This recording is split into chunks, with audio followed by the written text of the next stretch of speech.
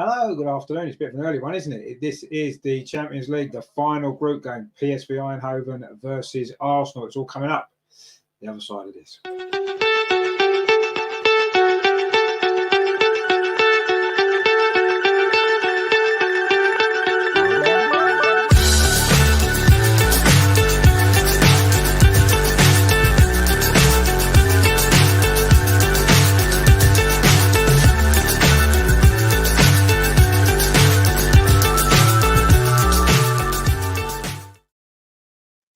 So it is the only kick-off in the Champions League group stage. It is PSV Eindhoven versus Arsenal from the Philips Stadion. Now, we've got some team news for you, which I'll just bring in a minute. We've got Nathan with us. Hey there, my friend. Good to see you. He says 1-2. Oh, yeah, 2-1 to Arsenal. Yeah, we'll get some score predictors in a second. Anyway, this is how the teams line up then for this game. So for Arsenal, then there are a few changes as we thought there would be. In goal, it is Aaron Ramsdale. The back four, Cedric Suarez comes in at right back. William Saliba, Gabriel, and Jacob Kiwior at left back. In midfield, Jorginho is the captain, Mohamed El Neni and Kai Havertz. And the three up front is Leandro Trossard, Eddie Nketiah, and Reece Nelson. So on the bench then for Arsenal, it's pretty much everybody else. So it's David Raya, Carl Hein, the two goalkeepers, Ben White, Raul Walters, Alexander Zinchenko, Lena Souza, Declan Rice, Ethan Nwaneri, Emil Smith-Rowe, Martin Odegaard, Bukayo Saka, and Gabriel Jesus. For PSV Eindhoven, then in goal for them it is Walter Benitez. Their back four is Jordan Teze, Andre Romalo, he's the captain, Armando Obispo, and Patrick Van Aanholt, of course, used to play for Crystal Palace. In midfield it is Mauro Jr., Malik Tillman, and Ismail Sabraya. And up front it is Johan Bakayoko, Rejandro Pepe, and Jordi Vertessen. So there your team. What are we making of those team lineup? We're making of the Arsenal team. Could there have been some of them youngsters thrown in to start the game? It's a bit much of a dead rubber. Nathan says Cedric. Yeah, I mean, how are Cedric and El Neni still at the club? And obviously they're not going to be here much longer. Why play them today? Why not play a couple of these youngsters? Raul Walters, for example, Lino Souza, Ethan Nwaneri, of course, who's played before. And why not even throw a few more into the actual squad as well? On a game like this, if you're not going to put them in a game like this, when are you going to put them in?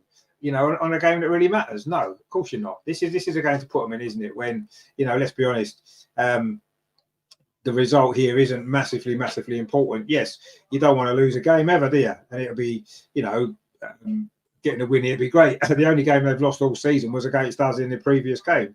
And PSV do need a draw, don't they, to guarantee them going through. They do need a draw. So, I mean, they might not do, depending on the result of the other game. But as things stand, a draw will guarantee them a place in the last, in the knockout stage along with us. So they'll look. It's not a dead game totally for them, is it? So they want to try and get a result. They're in front of their own crowd. You know, our away record in the Champions League this season, 1 win and 1 draw from the previous 2, isn't fantastic, is it? So, you know, they'll look at it as an opportunity probably to come and get a result that they need. And yeah, obviously this isn't a team that we'll see in the Premier League probably ever for Arsenal, is it? This starting 11. I say some of these players aren't probably even going to be here beyond January. You would imagine. You know, Ramsdale probably not going to be here much longer. Cedric and El Neni seems strange to play them for me. I can't see the point. We know what they can do. Wouldn't it have been great to have given a couple of younger players a Champions League experience starting a game? How much more benefit will that be, not only to them as players, but to us as a club to be able to get those young players this type of experience, it's been a group where, because of that defeat in game day 2, we couldn't afford to really throw a load of young players in the previous games because there was too much riding on it, and we needed to get results. Whereas now, this is the opportunity, isn't it? We've always done it, haven't we, as a club? Arsenal have always been a club that said, we're going to promote the youngsters into the first team. And a game like this is the ideal opportunity to. That's what we've always done. It's getting to a point now where if you're a young player, or if you're the parents of a young player, and you've got a couple of clubs interested in you, and you obviously Arsenal come knocking on your door, the first question you're going to ask them is, well, what can you offer my child more than these other clubs that are interested? And it always used to be, didn't it? You almost didn't need to ask that, did you? Because the answer would have been, well, they get opportunities in the first team. Going back to, David O'Leary, people like that came into the first team, Pat Rice, and then, later on, Tony Adams and, Paul Merson, Rocky Rocastle, all them type of guys that came through and got into the first team. And this was something that we've always done, even more recent years, Jack Wilshere, and obviously now Bukayo Saka. But it's becoming rarer and rarer, isn't it now? And it's almost like the only thing we can really offer these young kids is, well, we've got a nice, cute dog at the training ground. And if they're out injured for any length of time and they come back, they'll get a nice round of applause from the whole squad. So, that's a reason to join, isn't it? I mean, it is ridiculous now. It's got to the point where if we can't put these young players into a game like this, why? That's the question, isn't it? Ultimately, the result of this game isn't massively important, is it, overall? What is important is trying to get some players experience, not players that we know what they can offer, which is very little in the case of Cedric and El Neni. But they're not even going to be here. Are they going to be here in the knockout when the knockout stage comes around? No, they're not. So what is the point? Even Ramsdale, I don't understand it. It makes no sense to me. Yes, it's the team's strong enough, isn't it, on paper, when you've got Saliba, Gabriel. Why we're playing them in a game like this, I don't know. But anyway, we've got Jorginho, we've got Havertz, Trossard. We've got some quality there to get the result, obviously. But that isn't really what this game is the priority for, is it? Yes, you like to have momentum and what's this at the other. Obviously, we lost on Saturday. We've got a tough game against Brighton, who are one of our bogey teams, at the Emirates on Sunday. So, losing this game could potentially say 3 bad results in a row. That's not good for momentum going into the group. So I get all of that. But, one of the main things about Arsenal has always been promoting the young players into the first team. And I say this is the best opportunity that we're going to get now, because once this game's done, the next Champions League game, the knockout game, you're not going to throw your kids into the knockout games, are you? So, very disappointed. I've got to be honest, very disappointed. Terry says, evening Richard, Nathan, all in the chat. Come on, you Gunners. Arteta as a manager is pathetic. We shouldn't have any first team players playing tonight. Well, I think we should have had a couple sprinkled in there, of course. We can't take a youth team to a Champions League group game, without against a good side. Let's be honest, they've only lost once all season, and that was to us. They've won all 15 of their league games, so they're a good side. And I do think you need some experienced heads in there as well. But you've certainly got to put 2 or 3 of these youngsters in the team. You've got to do that. You've got to do that for the benefit of everybody, for the benefit of the club, the benefit of the players, and just everything, really. It makes no sense why he's not done that. It makes absolutely no sense to me. But there you go. I can't say I'm totally surprised looking at the fact that we are now nearly 4 years into Mikel Arteta's reign, and he hasn't brought any of the youth players through into the first team. The ones that we've got, which is basically Saka, Smith Rowe's on the bench tonight, Nelson, and Nketiah, they were already in the first team squad before. And he's not brought any new ones through in 4 years. And that, quite frankly, is just not, it's not good enough. It's not acceptable for an Arsenal manager. Especially, I suppose at the end of the day, it wouldn't be too bad. I probably wouldn't even care if we were winning things, we were winning trophies. You think, well, fair enough. Do you know what I mean? But we're not.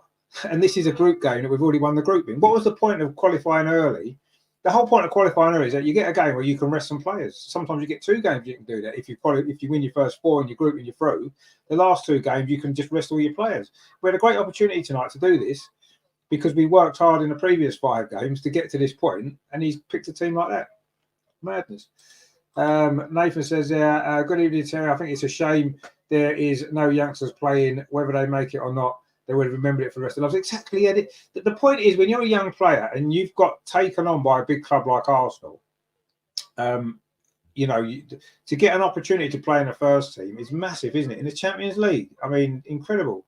And they might not get another opportunity to any of them. Any of these youngsters may not do, because one, we may not be in it next season, and even if we are, if we get a really tough group, we're not going to be maybe not in this position to be able to rest first team players. Anyway, Terry says, what's the bettings we end up with injuries? Mind you, I've come to my senses over the last few days, and I've expected we ain't winning nothing until Arteta has gone. Yeah, I've thought this for a long time. I don't think this manager and this current setup at the club is going to be bringing us the big trophies that we want. We want to see Arsenal winning Premier League titles. We want to see Champions League would be unbelievable, wouldn't it? Because we've never won one, but we want to be winning league titles. We want to be up there, and people say, well, we're competing. But when Tottenham came second or third, whatever it was, and, it was their fans were saying, oh, well, that they put the pressure on. We were laughing at them. But that's what we're doing. We're putting a little bit of pressure on City last season for a lot of the season, but at the end when it mattered, we didn't. And it's almost like, well, that's okay. We're putting the pressure on. We're making it a little bit more difficult for Man City. We're pushing them a little bit harder. Well, I'm sorry, that's not acceptable as an end goal. The end goal is to win things, and I don't see that from this group of players and this manager. I just don't. Anyway, that this game is largely irrelevant in terms of results. So I was looking forward to having something exciting to be looking at, i.e. some of these young players. And instead we've got players that we know what they can do already, because we've seen them play loads of times. Some of them clearly aren't good enough for Arsenal. We know that already. Cedric, for example, El Neni. If we want to be taken as a serious team, you don't have those two players. They're on the bench every single week. Them two, by the way, they're on the bench every single week. And you could say it's nice to give Cedric a Champions League game. It's nice to give El Neni a Champions League game. It's nice to give Ramsdale a Champions League game. And yeah, maybe it is. But if we're a serious club, we don't have players like that even in the squad. We don't even have them at the club. But anyway, the teams are out. We're doing the Champions League anthem and all that kind of stuff, which is all very well and good, which we like. And we're about to get ready for the kickoff in this group game, which doesn't mean anything to Arsenal in terms of result. We're through. We've won the group. Happy days. PSV, as I said, need a draw to guarantee them going through. Obviously they may not do. I say it depends on the other result, but we'll see. But certainly a draw will definitely get them through. And yeah, doesn't really matter too much to us, does it? But if you want to build up some momentum, and I do feel as though momentum's important in football. It'd be nice to get a good result, wouldn't it? And then if we get a positive result, it puts us in a better frame of mind going into the Brighton game on Sunday, doesn't it? Rather than maybe thinking, oh dear, we're going into that with 2 defeats. That wouldn't be good, would it? And maybe that's been part of the thinking behind Arteta's team selection. Maybe to give him the benefit of the doubt, maybe that's what he's thinking of. 2 defeats in a row wouldn't be great, would it?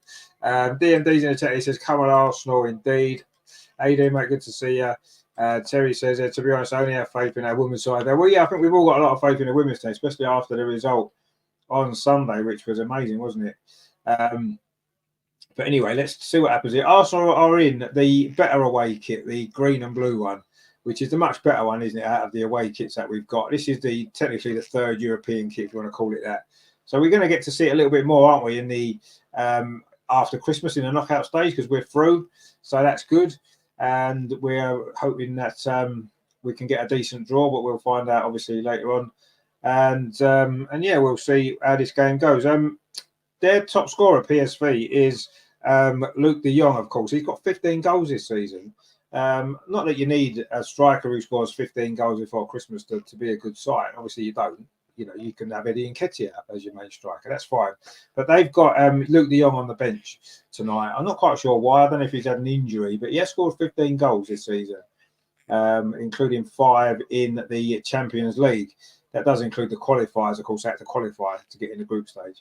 And it does include that. So what we want to hope for tonight is we want to hope for no key injuries, do we? We don't want William Saliba or Gabriel to get an injury, obviously. We don't really want Trossard to get an injury, do we? Or Jorginho. They are important first team players. We don't want anyone to get injured, but those in particular, because that would be an absolute disaster, wouldn't it? Ahead of what is a very, very busy period coming up in the run up to Christmas and the New Year. And then, of course, after that, we've got the FA Cup third round against Liverpool. So lots coming out. Arsenal going to be kicking off. In fact, we have kicked off in green and blue. We're attacking the goal to our right in this first half. Aaron Ramsdale, all in yellow, goes long down the middle. It's a header away by one of the PSV. They are in red shirts, white shorts, and white socks, which is quite a smart kit. Obviously, we've played PSV a few times in the past. They've knocked us out of the Champions League before as well, haven't they? In 2007, I think it was, wasn't it, when they got that draw at the Emirates? Do you remember that, when we'd lost 1-0 here and we needed to win at home, and then we were 1-0 up and we needed one more goal, obviously, and then they scored an equaliser, didn't they, right near the end? It was his name Alex, a Brazilian defender. I think he ended up playing for Chelsea. He actually scored at both ends that night. It was a late goal that they scored that basically put them through, because we then needed to score 2 in the last 5 minutes, whatever it was. That was really disappointing, wasn't it? We played him in the group stage as well. I think we scored. This was the ground, wasn't it? But we scored the fastest ever Champions League goal, Gilberto Silva, after about 15 seconds. Well, we played a minute this time, so we're not going to see a goal quicker than that. But yeah, I'm sure that was here as well, wasn't it? In the Philips Stadion, which we've played here a few times. Terry says 3-1. Hope this backfires on Arteta. I'm sick of him surviving by the skin of his teeth. Get him out before it's too late. Another season has gone up the swallow. Yeah, but they're not going to get rid of him, are they? We might as well. The way I've looked at it now, I've accepted the fact that they're not getting rid of Arteta anytime soon, whatever happens this season. So to me, we might as well just win the games, because at least that way Arsenal might end up winning a trophy, and that would be more important, really. I get what you're saying, and yeah, he tends to. He's been saved so many times, hasn't he, with late goals and stuff like that. But they're not getting rid of him anyway, so we might as well just win games, mightn't we? We might as well do it, and then if it means that we win trophies and he stays, well, we won trophies, so it's happy days. As what I look at it is, I don't think, from a fan perspective, for me, I don't really think that we can lose, because if we win trophies, if Arteta succeeds and we win trophies and proves me wrong, then that's great. The club have won. We've seen the club win trophies. It's brilliant. That's what we want to see. And if it turns out that he doesn't, he'll end up getting sacked anyway, because that happens to all managers. And then we'll get someone else in. And that's happy days as well, isn't it? So, it doesn't really matter. There's all these people that basically think the sun shines out of Arteta's arse. They're the ones that's going to feel a bit stupid if we never win anything. And then they sack him. What are they going to do then? Go and support someone else, or whatever team he ends up going to. Anyway, and then he's just given the ball away in midfield, surprisingly enough. And PSV are coming forward, but the attack there ends when Cedric actually gets in the way. Good defending there by Cedric Suarez, actually. Obviously not played a lot of football, has he?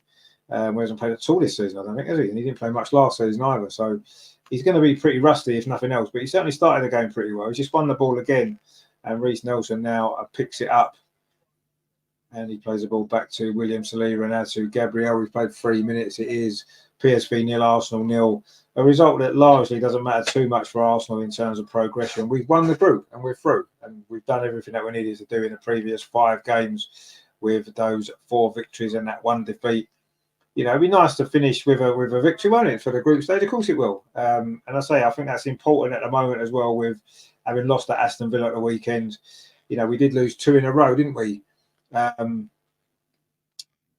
When we lost to West Ham in the Carabao Cup and then at Newcastle, and then it puts pressure on you for that next game, doesn't it? Because even though they're different competitions, losing 2-3 games in a row is not really acceptable for a club like Arsenal with this team that we've got either. So I think it's important that we don't lose this game tonight, because I think that then adds to the pressure on Sunday, which we can do without. It's a tough game, tough enough game as it is. Brighton, I think they've won their last 3 visits to the Emirates, so it's not like you might look at. I can remember years ago, you'd look at Brighton as a guaranteed win, wouldn't you? Brighton at home. We always beat them at home, but in recent years they've won 3 in a row, won 4 of the last 5. So it's not an easy game for us at all. So we don't really want to go into it with 2 consecutive defeats, do we? Trossard's trying to keep this ball over on that far side, but he's not able to, and he's gone out. I do like this PSV kit, by the way. I think it's pretty smart, all red.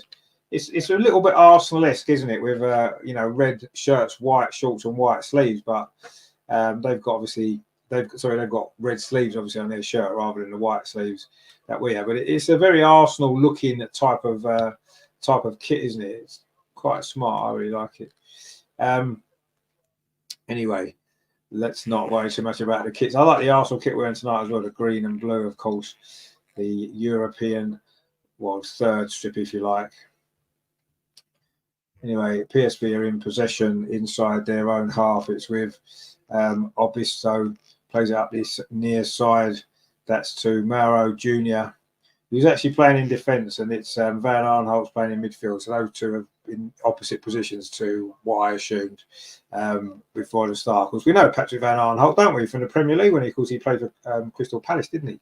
He played for someone else in the Premier League as well, didn't he? I can't remember who it was now. Anyway, he's he's a decent enough player, isn't he? Patrick Van Aanholt always did a decent job for Palace.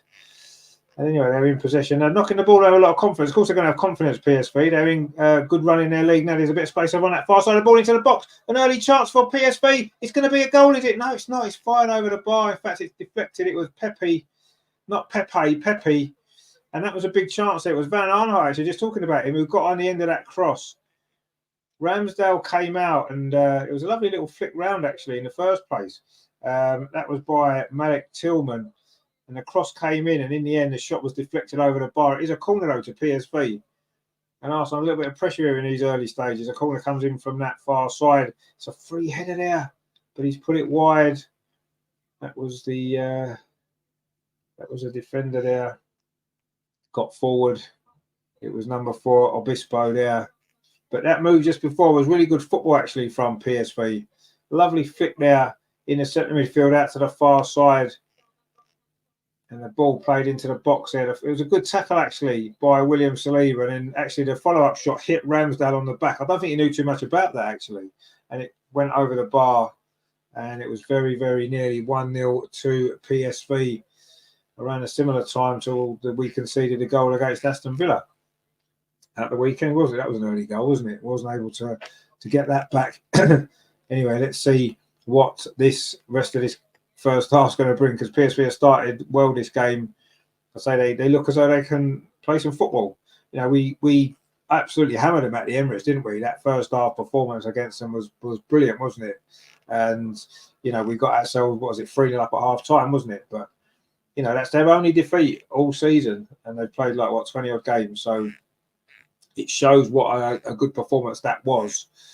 You know, they've won all 15 of their league games, which is incredible, isn't it, when you think about it? Yes, it's the Dutch league. It's not the strongest league in terms of depth, is it? But to win 15 games, it's difficult to do in any league, isn't it? To win 15 games in a row.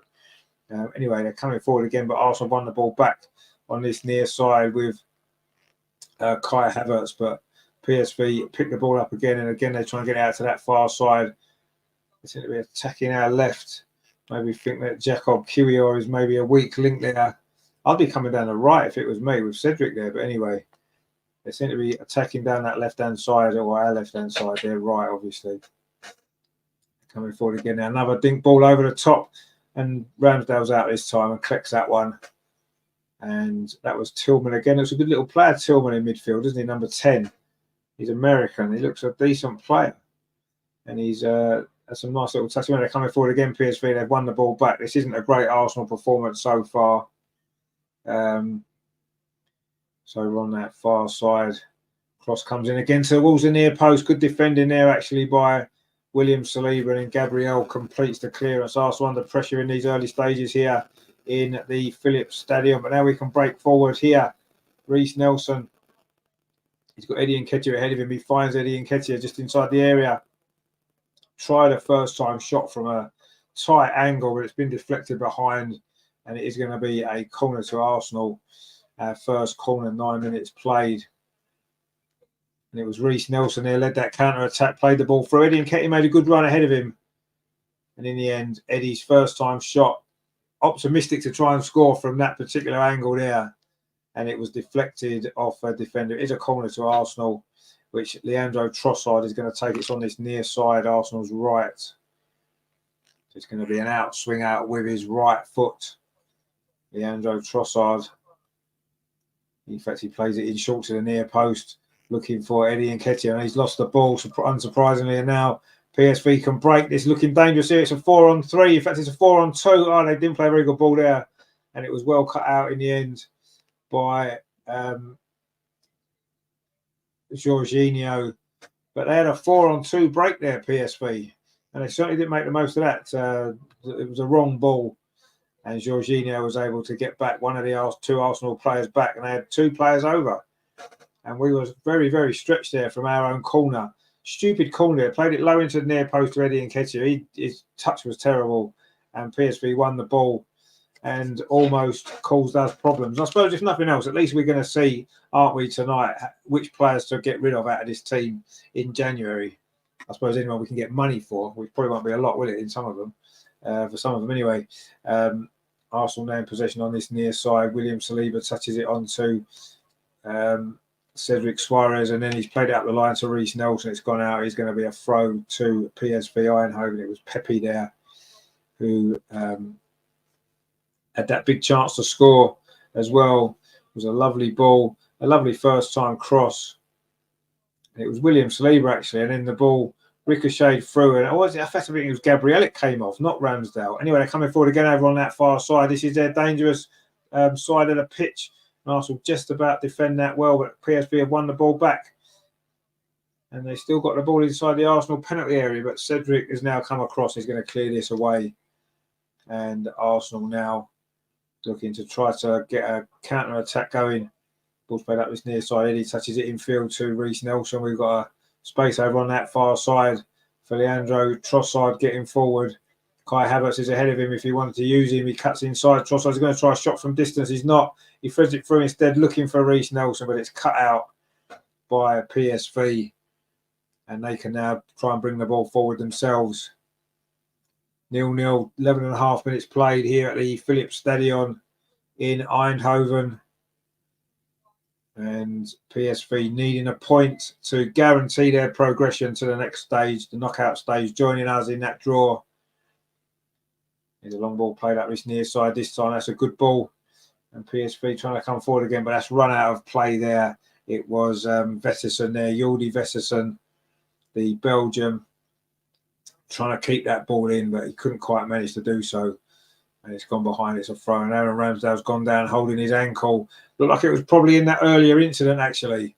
And that would be ironic, wouldn't it? If he was to get injured early on and had to go off. And Carl Hein, well, maybe David Raya actually on the bench as well, isn't he? He'd probably come on, wouldn't he? But Ramsdale looks like he's got an ankle injury, probably in that incident a little bit earlier. And David Raya is out warming up. And he may well be coming on very early in this game. All those people that were saying, well, Ramsdale deserves a Champions League game, you know, and he's got one, but it looks like it might not be lasting very long for him. And he's got this injury. He's getting some treatment now inside the 6-yard box. And Arteta has got the players in a huddle on this near side, giving them some tactical instructions, which should have been done before the game, really, shouldn't it? Anyway, Ramsdale is currently getting some treatment there. He was in that incident there when he came out. And it was a knee of the PSV player, Van Aanholt it was. His knee went into Ramsdale's ankle. That's what's caused the injury. He's back on his feet again anyway, so hopefully he's going to be okay, but we shall see. Whether he's going to want to kick the ball much, I'm not really sure. You know, it is a throw to Arsenal. Cedric's going to take it on this near side, pops it off to El Neni, and then goes long in towards the centre circle. But PSV win that header. But now Arsenal trying to come forward again on the counter attack with Reece Nelson plays out to that far side, Trossard into Kai Havertz. Kai Havertz does well and wins a throw over on the far side. 14 minutes played. It is still 0-0. And Arsenal haven't really settled into this game yet. It's been mostly PSV, but Arsenal now trying to come forward. Trossard's in possession. He's got Kai Havertz over on that far side. He finds Kai Havertz, touches it back.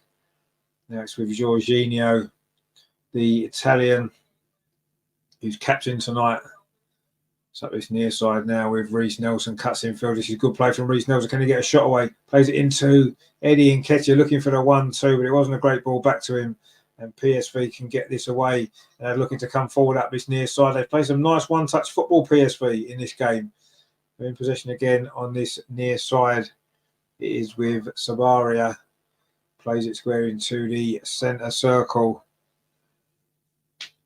And this has been a good start from PSV. They're playing some nice stuff here. They really are. But so far, they haven't managed to find that breakthrough. It is 0-0. That ball played forward, flicked off again. Nice little one-touch play, but Reece Nelson's there doing some defensive work for Arsenal. And now he needs an option. He's got one outside. Over on that far side, Leandro Trossard it is. And he plays it back to Jacob Kiwior, and he just pops it into midfield to Jorginho. It's back out again to Jacob Kiwior, plays it up the line to Kai Havertz, just touches it off to Trossard. Arsenal now just looking to try and get a few touches on the ball, try and keep the ball moving, get some possession, because we've not had too much in these opening 16 minutes, but we've got the ball now. Back with William Saliba. Terry says, it wouldn't surprise me one bit that Ramsdale goes off with a long-term injury and we have to keep him. Yeah, we certainly won't be able to sell him, will we? So that would be an issue. But then you see, this is the problem when you're playing players in a game that they don't need to play in. I'd have played Carl Hind, mate. Anyway, also coming forward now on that far side, Leandro Trossard cuts in field as he likes to do, and then he is fouled. It is going to be a free kick to Arsenal over on that far side. Leandro Trossard it was who won that, the Belgium. It looks like Ramsdale's okay now. He seems to be moving okay. He's not had to kick the ball yet, though, since the injury, so I'm not too sure exactly what the situation is there, but we'll see. David Ray has gone back to sit down with his coat on again, so he was up warming up before. Anyway, Saliba and Gabriel are both inside the PSV penalty area. It's going to be Trossard with this free kick coming up to 17 minutes played. Still 0-0, but Arsenal got a chance here to get the ball into the PSV box. We haven't really had an opportunity at all yet. Trossard's ball into the box. The header comes in. Oh, it was Kai Havertz, actually. He's saying it got deflected behind. I just think it was just a poor header. Found Havertz on the edge of the box, and he couldn't direct that towards the goal. But that's Arsenal's first real opportunity in this game. He was put under a bit of pressure, Kai Havertz, but he's headed it straight that way rather than towards the goal. He was claiming a corner, but I don't think it was. And PSV playing it out from the back quite confidently. But Arsenal won the ball high up the pitch, and this is what we needed to do a bit more. William Saliba still forward from that previous corner, finds Reece Nelson. Reece Nelson taking on one too many player there. And in the end, the PSV have picked the ball up again. Nick Nack's in the chat there, my friend. Good to see you. Hope you're well. Hope you're enjoying the game. It's a relaxed game, isn't it? We don't need to worry about the result. Oh, there's a mistake at the back, and PSV are in again. That was Gabriel actually, but the cross comes in, and Cedric Suarez is across to clear it away. It was a low cross from that far side, PSV's right. That's where they've had most of their danger. They're attacking down that side again. It's a cross going to come in. A cross does come in. It's a header. Oh, good save by Ramsdale at his near post, actually. And PSV's pressure is building. That was a good ball into the box again. It's a mistake initially by Gabriel. He stretched to try and cut that ball out. He couldn't do. And PSV were in. It was Pepe, and then it was Teze's cross in the end. And the header came in there. Was it going in or was it just going wide? I think it might have hit the outside of the post, actually. That was Vertessen. And it hit the outside of the post. I thought Ramsdale had saved it, but he didn't. He hit the post. Mark Season, how you doing? Mark, he says, afternoon, chaps. I'm needing a win to lift my spirits. Caught a bad case of COVID. Oh dear, that's not good, is it? I hope you get better soon, my friend.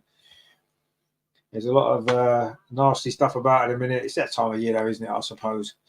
But yeah, this hopefully the game tonight might make you feel a bit better before the weekend. But so far, not really, because we've not got going yet, really, have we? And PSV look a very good team. They look a very good side. And if they were to get into the knockout stage of the Champions League, you can see them being a threat, especially here at home. But anyway, we'll see. They could have scored a couple of goals already, couldn't they? Terry says, get well soon, sooner COVID than man flu. Well, yeah, exactly, yeah. I mean, it's just a cold, isn't it? Really, you know. Make the most of it and milk it for a few days. Anyway, the ball's now gone back to the PSV goalkeeper, Walter Benitez, the Argentinian. Didn't he play in the Premier League for somebody? Walter Benitez, or have I got that wrong? Am I just thinking of the manager, Rafa Benitez? Anyway, I think that says, get well soon, Mark. At least you'll be over it by Christmas. Yeah, definitely be over it by the weekend. Ready for the Brighton game. Mark says, I prefer this away kit than the other one. Yeah, I think we all do, my friend. I think we all do, yeah. It's a much better kit, isn't it? I know people say, oh, well, Arsenal should have yellow and blue away kit. I don't see why. Yellow, we've won a few trophies in yellow and blue, yes, and the yellow and blue away kit's nice. But, you know, we've had a green and blue away kit before, and I quite like this one. I think it's quite cool. Yeah, I do like it. Rendition says Arsenal playing that bum Cedric instead of Waters. Yeah, we've been over this, my friend, already, and crazy really when you think Cedric's probably not going to be here, is he? Probably not. You know, after the new year. We've got a comment there from Suzetti says I don't know what that means, but I'm sure it's good, and we're obviously happy to have you here. I got the score 3. You think it's going to be 3-1? Well, yeah, maybe it'll be 3-1. But so far, it's looking more likely to be PSV winning 3-1. The way they're playing, they're certainly putting us under some pressure here. Again, they're coming forward. I say they're playing some nice football. They like to get the ball out wide, don't they? To Bakayoko, who's got the ball now. He's having a run again. Kuyo's gone past him. He's got to the byline. Can he pull the ball back? He's still in possession inside the penalty area. Really good play. He's a tricky player, isn't he, over on that far side? Anyway, still PSV in possession. It's Bakayoko again. He's going to try a shot from distance. He does. Woo, that flashed across the goal there. He is dangerous, isn't he? Bakayoko, really dangerous there. Did that get a deflection? He's getting past. Oh, it's Trossard he got past, actually. Very, very easily. And then he tried a shot there from about 20 yards. And it was just bending away from the goal. A good effort, though. He's been the best player on the pitch so far by an absolute mile, hasn't he? Johan Bakayoko, the Belgium. Is he the one that played for Chelsea? Is that the same one? He looks a very good player, actually, doesn't he? Nick Nack says they're a decent team at home, PSV. Well, they're a decent team everywhere because they've only lost one game all season.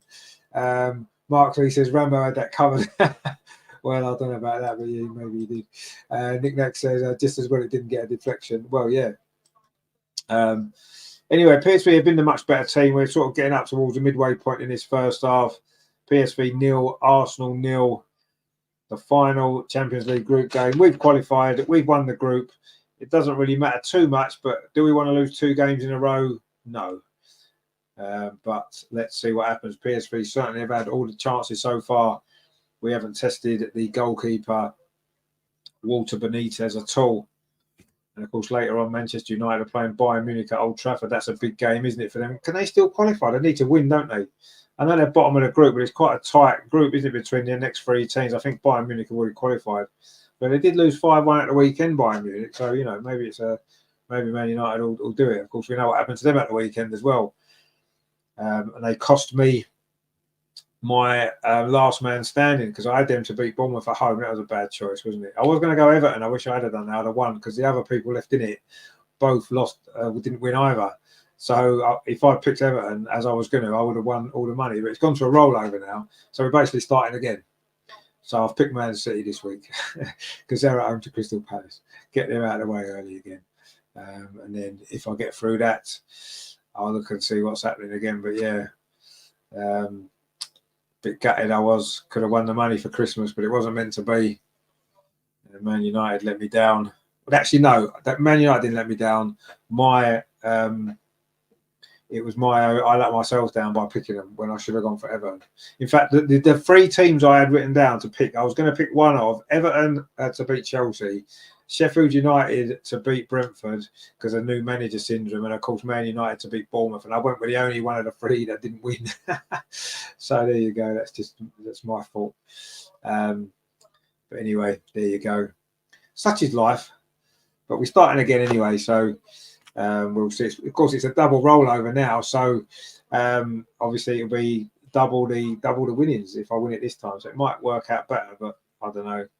I've got through a couple of lucky rounds before West Ham and Liverpool scoring in the last minute to get me wins recently. But who knows? Anyway, Arsenal coming forward again on his near side. It's going to be a throw. Reece Nelson was tackled there. Terry says, risk taker, fancy relying on Manny. Well, yes, I know, but I knew Bournemouth had never ever, I don't think Bournemouth had even ever got a draw at Old Trafford before. And yes, they're in good form. But Man U are one of the form teams in the Premier League. I thought at home they're bound to nick it 1-0. That was my kind of theory. But I wasn't sure if Everton could repeat the energy they showed against Newcastle, again against Chelsea. I was a bit worried that could have been a draw. And with Sheffield United, yes, new manager, but you never know, do you? They are a terrible team. But I just fancied new manager syndrome might have helped them out, and it did. So, but obviously I didn't fancy it enough, did I? Anyway, and then he plays that ball into Eddie Nketiah on the edge of the box, gets out to the far side. Leandro Trossard tries a flick with the outside of his foot. I don't know if it was a cross or a shot. Anyway, it's going to be kept in by Cedric Suarez on this near side. In fact, he tries to play it back to Mohamed, and then he kicks it straight out. Nick Nack says, I think Bournemouth have drawn at Old Trafford once before, but the fans are saying it's up there with their best ever. Yeah, they certainly haven't won there. Yeah, maybe they got a draw, maybe, I don't know. But I knew they'd never won there before. So I kind of felt Man United would win that game. But anyway, but it was a great victory for Bournemouth, there's no doubt. And they are one of the massive form teams, aren't they, in the Premier League now? Really, really strong. So, of course, they play Luton at home at the weekend, and Luton are starting to look like a half-decent Premier League team, aren't they? In terms of, some of their performances recently. Yes, they lost to us, they lost to Man City, but who doesn't? Anyway, Eddie Nketiah there lost the ball inside the area, and it's gone out of play. Surely it did. And Eddie Nketiah's face there kind of says it all. He's just not good enough, is he? He's not good enough. Mark C says we're growing into the game. But yeah, we are growing into it a little bit. Yeah, we still don't really look like we're going to score, though, do we? We don't quite look as though we're going to be getting a goal anytime soon. But anyway, Nick Nack says, far from the fortress it used to be. No, you're right, it is. And, obviously more teams win at Old Trafford these days than they used to. I mean, no doubt we'll still lose there because we always do, don't we, regardless of how bad Man United are. But yes, it isn't a fortress it was, absolutely. But it's still a tough place to go. If you win there, whatever team you are, it's a good victory, isn't it? If you win at Old Trafford, especially if you're one of the technically smaller teams like Bournemouth are. No disrespect to Bournemouth, but they're a small team in the Premier League, aren't they? So, if teams like that, Brentford and what have you, Crystal Palace, if they go to Old Trafford and win, it's a big victory, isn't it? It's a massive victory. If we go there and win, it's a big victory. I say we've won there once since 2006. So, we could do a victory there, couldn't we? In the league, certainly. We just won that once when Aubameyang scored that penalty, didn't he, in the COVID season? Anyway, PSV is coming forward again up this near side. Cedric's across. So Cedric's actually doing quite well so far, I would say. He's doing all right, isn't he? He's doing what he needs to do, I guess. But he's not going to be at the club much longer, is he? So what he's doing playing, I do not know. Anyway. PSV back in possession. The ball's gone back to the goalkeeper, Walter Benitez, the Argentinian. All in yellow, goes long. In fact, both goalkeepers are in yellow tonight. Looking for Bakayoko, who's been the best player, hasn't he? The most dangerous player. But now Arsenal trying to come forward. Eddie Nketiah touches it off to Leandro Trossard. The ball over the top to Kai Havertz. Is he onside? Let's have a look and see. He's got the ball over on that far side. He's done well, actually, Kai Havertz. Finds Jorginho. He touches the ball off to Kyrgios, plays it in field to Mohamed El-Neni, another player who we're quite surprised he's still here. Finds Cedric. That's not a bad cross at all. Eddie trying to get on the end of it there, but it was cleared away by the captain, Romalo, for PSV. But that was a decent cross in there, actually. Nick Nack says perhaps it's a way to put Cedric in the shot window. Well, yeah, I suppose so. Oh, well, Nenny now having a go. Oh, just wide. And that wasn't a bad effort, was it, from El Nenny? He has scored a few absolute bangers in his time for Arsenal, hasn't he, Mohamed? He doesn't score many, but they do tend to be generally pretty good goals. That one there was always just curling away. It was going in for ages, and it suddenly curled away. Nick Nack says, lovely try from El Nenny. It was. I say he's capable of that, isn't he? He's capable of getting a goal out of nowhere, isn't he, actually? But that one not quite nestling in that bottom corner. We've played nearly half an hour here at the Philips Stadion in Eindhoven. PSV 0, Arsenal 0. And yeah, Arsenal's grown into the game a little bit. It was all PSV early on. They had a couple of big chances. And Arsenal have just started to settle now, get a few passing moves together. And I say that shot there from El Neni was their first shot at goal, I think it might have been. Anyway, we've had a couple of corners as well, but we're still not really creating too much in a game that, from an Arsenal perspective, doesn't really mean that much, does it? Because we've already won the group, of course. Terry says their shop window, I think it would have been better to keep him far away from the pitch, and other managers might forget how bad he is. Well, there's always that as well. I mean, to be fair, I don't think he's a bad player. I just think that, in terms of where we are, where we want to go, he's nowhere near good enough, is he? And he never was really, was he? Let's be honest. I mean, I don't think it helped that he came in, and I know Hector Bellerin got a lot of stick, didn't he, Hector Bellerin? But I actually, certainly before his ACL injury, I thought he was a very, very good right back, attacking right back. I thought he was really, really good, one of the best in the country at the time. Maybe his injury, he never quite got back to his best. Maybe lost a little bit of the pace that was such a strength of his game. I still thought he was decent, and of course Cedric came in, and I don't know, it was big shoes to fill, wasn't it? And it never quite worked for him. And then of course, Tomiyasu and now Ben White have been playing ahead of him. Anyway, PSV are coming forward again, looking to get the goal. Again, nice little one-touch layoff. They are playing some nice stuff, PSV. They look very smooth with the ball, don't they? A good team to watch. Get the ball wide and get it into the box. I didn't get it into the box on that occasion, but I've got an opportunity now on this near side. It's Mauro Jr. It's a good cross. All the run coming in at the far post, but cleared away. And then the shot comes in there from Teti, and it's gone high and wide. Jordan Teti there. Didn't he used to play in the Premier League as well? I got that wrong. Just need to remember his name. Was he at Fulham or was that a different Teti? Anyway, all the Arsenal subs are warming up actually, led by Zinchenko. Not that we won't be making any yet, I wouldn't imagine. Nick Nack says there he used to be decent. Ages caught up with him. He was never quite good enough for us though, was he? He was all right. Terry, so I can't wait until I hear them exact words you just said about Havertz. Which exact words? I can't remember what I said now. Anyway, it was a drop ball there, which Ramsdale's now been given back. He seems to have recovered from his little injury that he had early on in this game, Aaron Ramsdale. And let's see if he is going to be okay to last a full game, which will probably be his last game for Arsenal. Nick Nack says he was on the wane at Southampton. Fans were happy to see the back of him. Exactly, that's what I mean. Yeah. So if Southampton didn't want him because he wasn't good enough for them, why on earth did anybody think he'd be good enough for Arsenal? We felt that at the time, didn't we? Nick Nack says strange signing. Well, I can understand it being a strange signing, but the fact he's still here now.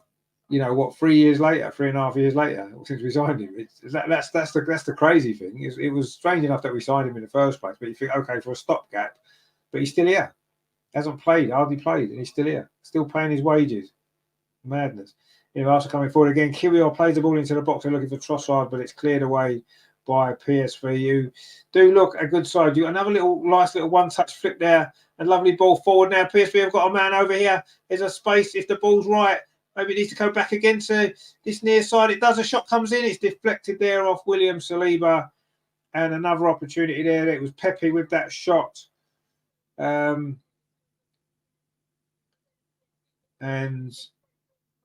great play again from PSV. And then the shot came in there from Pepe. And it's hit William Saliba, gone behind for a corner. Mark says because he was free. Well, yeah, no, but even so, you can get good players on free these days, can't you? Nick Nack says cheap option is a bit of an emergency coming. Exactly, yeah, that's what I'm saying. An emergency player come in, and then as soon as you've sorted in that position, you move them on, and yet he's still here, just taking up space and in the squad and taking up wages. Anyway, they've got a corner PSV on this near side, which Tillman's going to take this time. In fact, he plays it short to Bakayoko, gets it back, and they didn't really make the most of that, did they, PSV? It's gone out for a throw to Arsenal. Good defending, actually, again by Cedric. I say, to be fair, he's having an all right game today, Cedric. I've got to be honest with you. He's having an all right game. But obviously, he's not going to be good enough, is he, for what we need going forward? Yes, Tomiyasu's injury prone, and we do maybe need some cover at right back. But I don't think Cedric's the answer, is it, really? Let's be honest. and he's just give the ball away just as we say that to Bakayoko, who slips over, and suddenly now Arsenal got a counter-attacking opportunity. Kai Havertz just touches the ball off. Now it's over on that far side. Leandro Trossard plays it into Jorginho, and Arsenal just knocking the ball around themselves now, looking to try to bring forward an attack, of which we've had very few in this first half. We've played 35 minutes, and PSV have been the much better side. There's no doubt about that. Probably as expected, they sort of need a result, don't they? They need a draw. So, yeah, I suppose it's not like they've got nothing to play for, is it? So you'd always expect them to, especially with the number of changes that we've made to the team and the number of players that we've got in this starting lineup that probably aren't really good enough. It says that we've had 3 shots on goal. I don't know. Have we had 3 shots on goal? I know we had 1 from El Nini. That's the only anyway. They've had 7 PSV apparently, and you can kind of think that probably makes sense. They seem to have had the ball in our box quite a lot. And Arsenal have got, no, they haven't. It's PSV's got a free kick. Trossard it was on Tete over on that far side. Terry says, didn't we buy Jorginho for that same reason? He's still here. Retirement home comes to mind. I think Jorginho's all right. I think Jorginho can still do a job in our team when needed. Is he going to be a first choice starter? No, he's not. But he's a good squad player to have, isn't he? You need to have, I've said this loads of times, you don't win the league of 11 players or 12 players or 13. You need a squad. And Jorginho is actually the type of quality in the squad that we were lacking over the last couple of years. So I've got no problem with Jorginho at all. I think he's a good player. He's a good squad player. He can do a job when needed, and I've got no problem at all. Nick Nack says, have PSV made many changes? I think they've made a couple, 2 or 3. They've not made a lot. I know De Jong's not playing, is he? But I don't know if he's maybe been injured. Nick Nack says Jorginho needs legs around him. Yeah, a little bit, yeah. But I mean, I think Jorginho's an all right. I like Jorginho. I think he's a pretty good player. And yes, maybe he does need a bit of legs around him. Obviously, when Deck's in the team, that makes a difference, doesn't it? I suppose. But I don't mind him actually. I really don't mind him at all. And I think he's a good squad player to have. And that's a sort of, if we're looking at buying squad players, and I think we need to, because you look at sometimes at our bench. Yes, we've got some strong players on the bench tonight, obviously, because we've got a lot of our first team players there. But usually in the Premier League, you look at our bench, and it's a lot of these players here that are playing tonight, aren't they? And you can see they're not really good enough. So for me, if we're going to be buying squad players to improve the bench, then Jorginho, that type of player, is a good signing to get if you can get them cheap enough, and they're good players to be able to come on in games. Yes, we need more creativity off the bench as well, match changing players. But I don't mind Jorginho at all. I really don't mind him. Terry says we've got Eddie to cut the oranges up for half time. Don't Jorginho as well. No, I mean Jorginho he's a good player. He's an international player. He's a decent player. I've got no issues with him. Nelson now coming forward on his near side for Arsenal. Plays the ball back to William Saliba.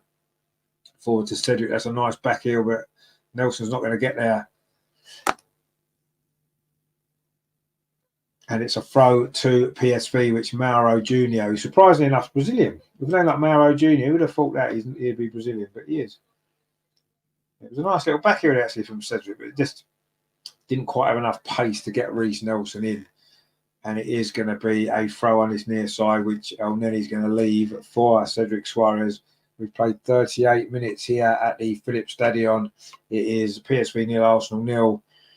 And PSV have probably deserve a lead, really, if we're totally honest, but we'll take a 0-0 tonight, won't we? Ball's now with William Saliba. Thinks it forward up that near side, but Cedric was coming back. He was never going to get there, and it's gone behind for a throw.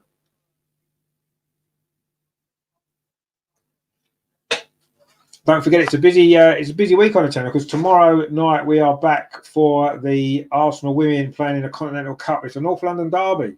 Arsenal against Tottenham from Meadow Park. That kicks off at 7 o'clock, so we'll be at 6:45 for that. So join me for that one. Of course, Friday we've got the Arsenal women's show. Andreas is back in his usual position. Amar should be on as well. He's back from India now. Good holiday he had there. So we'll be back on Friday to look back at that Chelsea game, look back at the Tottenham game, and look into another North London derby on Saturday at the Tottenham Hotspur Stadium. So that's going to be good as well. So that's on Friday. Of course, Saturday, We'll be live for the Arsenal women in the WSL away at Tottenham, the Tottenham Hotspur Stadium. So that's going to be good. And then, of course, Sunday, Arsenal against Brighton in the Premier League, 2 o'clock that kicks off. So we'll be live at 1:45 for that one. So lots and lots to come over the next few days. And I may throw in 1 or 2 little preview videos if I get time to do them. But anyway, we've definitely got some great shows and some great watch-alongs coming for you between now and the end of the week. Anyway, Kai Havertz has done really well there. Turned back and got the ball back to Leandro Trossard. But they've got a lot of players back, PSV. They're very difficult to break down, aren't they? But we're still trying to come forward again with Kyrgios over on that far side. Whips across in. The header comes in from Eddie Nketiah, but it's hit a defender. And then it's cleared away. And that was one of Arsenal's better moves in this first half. Decent ball there from Kyrgios, actually. And Eddie just moving backwards, managed to get his head on the ball, direct it towards the goal. I'm not sure if it was going to go in, but it hit a defender anyway. And then PSV cleared it away into the last 4.5 minutes of normal time at the end of this first half. There's not going to be a lot of stoppage time, is there? There was just that one little hold-up for Ramsdale's injury. So we may get a minute or two. And that'll be it. There's been no VAR nonsense. There's been no hold-ups in the game, really, is it? It's been pretty free-flowing. Terry says, I would sell everyone on that pitch tonight apart from 3 players. Oh, which 3 players? Don't tell us. Let's have a guess. Let's put some guesses in. Which 3 of these players do you think Terry wouldn't sell? Which are the 3? I'm going to go with, obviously, Saliba, Gabriel, and Trossard. They're the 3 I'm going to go with. Oh, we've scored. Eddie Nketiah. We're not going to sell him because he's just scored a Champions League goal. And it was a good finish, actually. You've got to say it was a really, really good finish there from Eddie Nketiah from the edge of the box. The ball came to him there and he's put an instant shot into the bottom corner.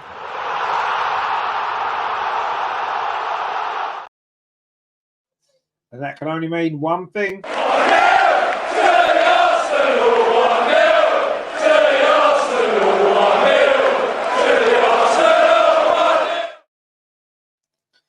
A little bit against the run of play, maybe you've got to say, but we got the goal there. There's a little counter attack there. Reece Nelson found Cedric, gives it back again to Reece Nelson, played it into Eddie Nketiah, actually took a touch and then fired it into the bottom corner. Used the defender almost as a shield, and then managed to fight between his legs in off the almost. Did it hit the post and go in, or did it just go into that bottom corner? It was a decent little finish. No, straight into the bottom corner, and it's 1-0. Terry says Eddie, Havertz and Cedric kick the rest into touch. Well, yeah, you're probably right. Mark C says good build up. That Nick says super finish. It was, yeah. DMD says goal in Nketiah. Nick says in Nketiah, yeah. Mark C says lovely finish. It was a lovely finish. Absolutely, it was a great finish. But yeah, it was a good goal actually. It was a good move. Cedric and Reece Nelson involved. It was Nelson's ball. And then he turned away from the defender. So use the defender there to shield the goal. You couldn't see really the ball. And then it was a nice finish into the bottom corner. And I mean, Eddie is capable of getting goals if he's in the penalty area. There's no doubt about that. We all know he's not good enough for what we need, but he will score the odd goal. And he's got a great goal tonight. And maybe against the run of play for this first half, Arsenal do lead 1-0. As we come towards half-time again, Bakayoko's got clear down that far side. Header comes in at an air post, put over the bar. That was by Pepe again. Those 2 are linking up quite well, aren't they? Bakayoko and Pepe. And that was a decent cross and always difficult to get that header on target. They're just showing the goal again. One touch and then a finish with his left foot across the keeper into that far corner. Mark C says, what do you think the club will do with Tierney? Probably sell him, if I'm honest. Probably sell him. I mean, you know, there's news now that, Duran Timber is maybe not as far away from getting back fit again as was previously thought. We know that Tierney doesn't fit the system. So it's almost pointless bringing him back because he's not going to really play much, is he? He's going to get the odd minutes here and there, but he's not really going to play. So, yeah, I think we'll probably end up selling him, if I'm honest, with Timber back. And obviously we've got Kyrgios and Zinchenko. So, yeah, I think we'll sell him. I personally wouldn't. Wouldn't be my choice, but I just think I'd say we'll sell him because he's not going to play because he doesn't fit the system, does he? Terry says, hopefully the new manager brings KT back. I think he'll already be gone by then. And Nick Nack says only 18 months from his contract. Yeah, I think so, yeah.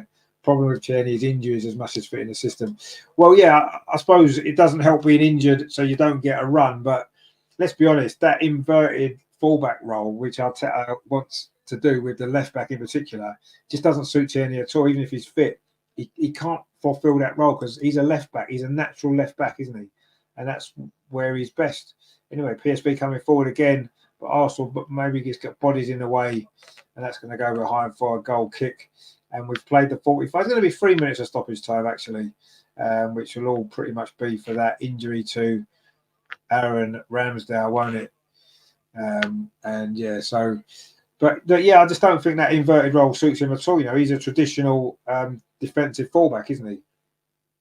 And a very, very good one. And I think as a one-on-one defender, he's probably our best defensive fullback that we've got, definitely, you know, by a mile.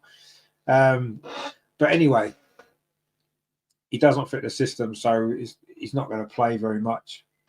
And I don't think he was happy trying to play that system anyway. You know, when he was in the team, he didn't look happy, did he? He looked like he was always playing within himself because he's more thinking about, well, I need to be here, I need to be there, rather than playing his natural game. And I think that's maybe the problem with some of the other players as well, if I'm honest. They don't always seem to be playing with freedom, do they? Mark C says, "Yeah, I got to be honest with you, I'm not a fan of the inverted fullback stuff." No, I'm not either. No, not at all.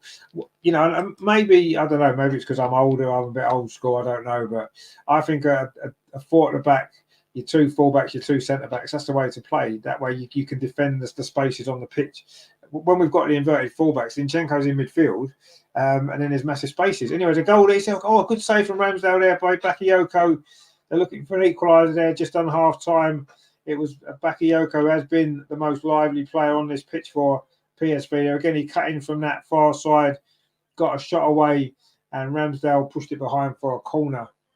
Nick Nat says there, Ramsdale fingertip save. Yeah, it was a decent enough save, wasn't it? Pushed it around the post. It is a corner, and it's the third corner for PSV. Bakayoko with it into the near post, headed out by the goal scorer Eddie Nketiah. But no, I don't like the inverted fullback. I just think it leads. Maybe when you're in possession of the ball, it's not too bad because you can get an extra body in midfield. But when you lose the ball, there's a massive gap, and we've been exploited there so many times, and it's a bit risky, isn't it? It's like they playing it out from the back, trying to draw a team in. It's risky, isn't it? Because you lose the ball and you can concede a goal. But yeah, I prefer the sort of normal back four, if you like. That's my preference. Anyway, PSV are coming forward now again, looking dangerous just before half time. The ball's going to come to Bakayoko on that far side. It's gone behind. It's going to be another corner. In fact, it's gone. It's a handball. Bakayoko there thought it had gone out, so he went to pick the ball up, but I don't think it had gone out. Let's have a look in there. Did it not go out? Oh, I don't know. Did that not go out? I thought that had already gone out when he got it, didn't he? Nick Nack says it hadn't gone behind at all, didn't it? It looked like it did anyway. Maybe it didn't. Anyway, Ramsdale just made a decent save just before that.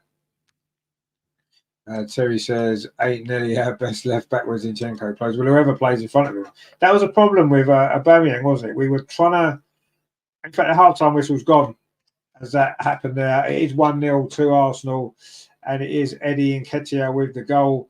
Much criticised.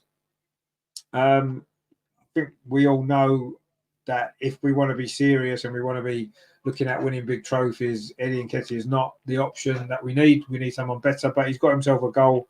He does tend to pop up with goals every now and again. Not as many as we need from him, obviously, but he's got a big goal tonight.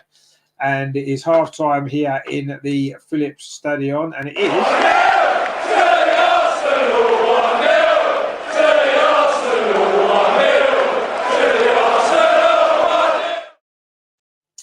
1-0 to the Arsenal, of course, our favourite score.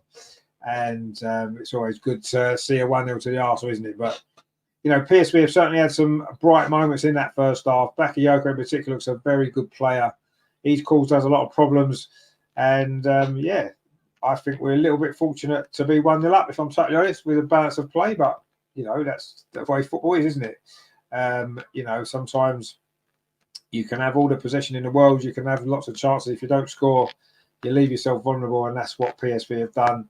And despite what was some good moments from them, they didn't get a goal, and we're winning. And maybe we can go on from this point here and finish the group with another win. 5 wins out of 6 would be good, wouldn't it? It would be a really good result. Yes, we know it hasn't been the strongest group in the world.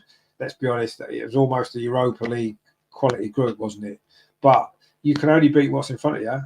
Our job was to get through this group, was to win the group, qualify first, win the group, and that's what we've done. So you've got to say, brilliant, job well done. Regardless of what happens in the second half, it's been a job well done, and we have to move on and put this to bed, this competition now, get all these big games that's going to be coming up between now and Christmas out of the way, and into the new year, and then we can look at the Champions League. I said we'll see what the draw is going to bring us, and then we can look at it again in February, isn't it, when it comes back again? So let's see. Terry says, well, that was a riveting half. Well, yeah, it was.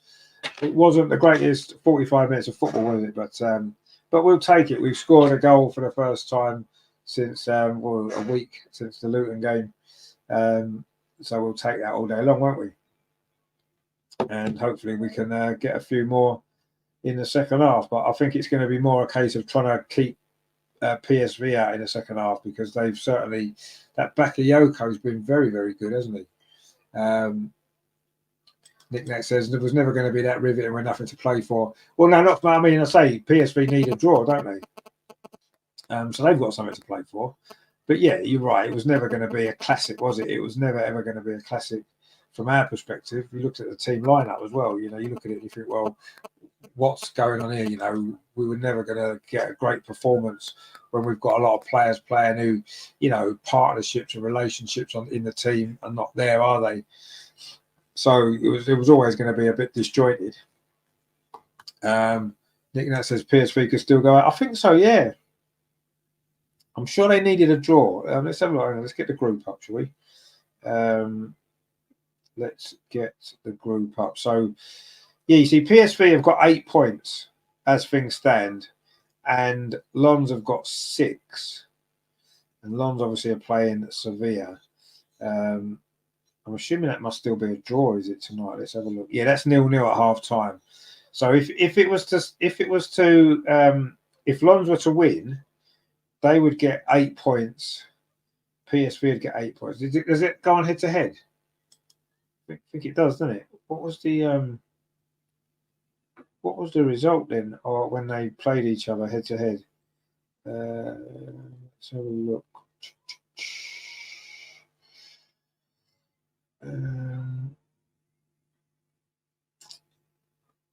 Where are we?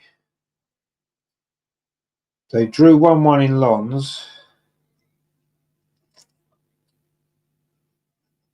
and they drew 1-1 in. Oh no, no, they drew 1-1 in Lons. Let's have a look.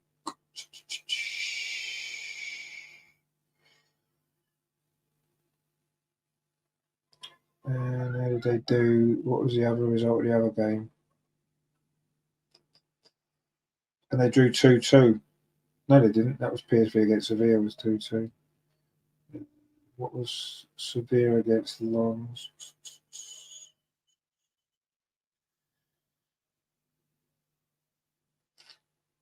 Oh, where are we?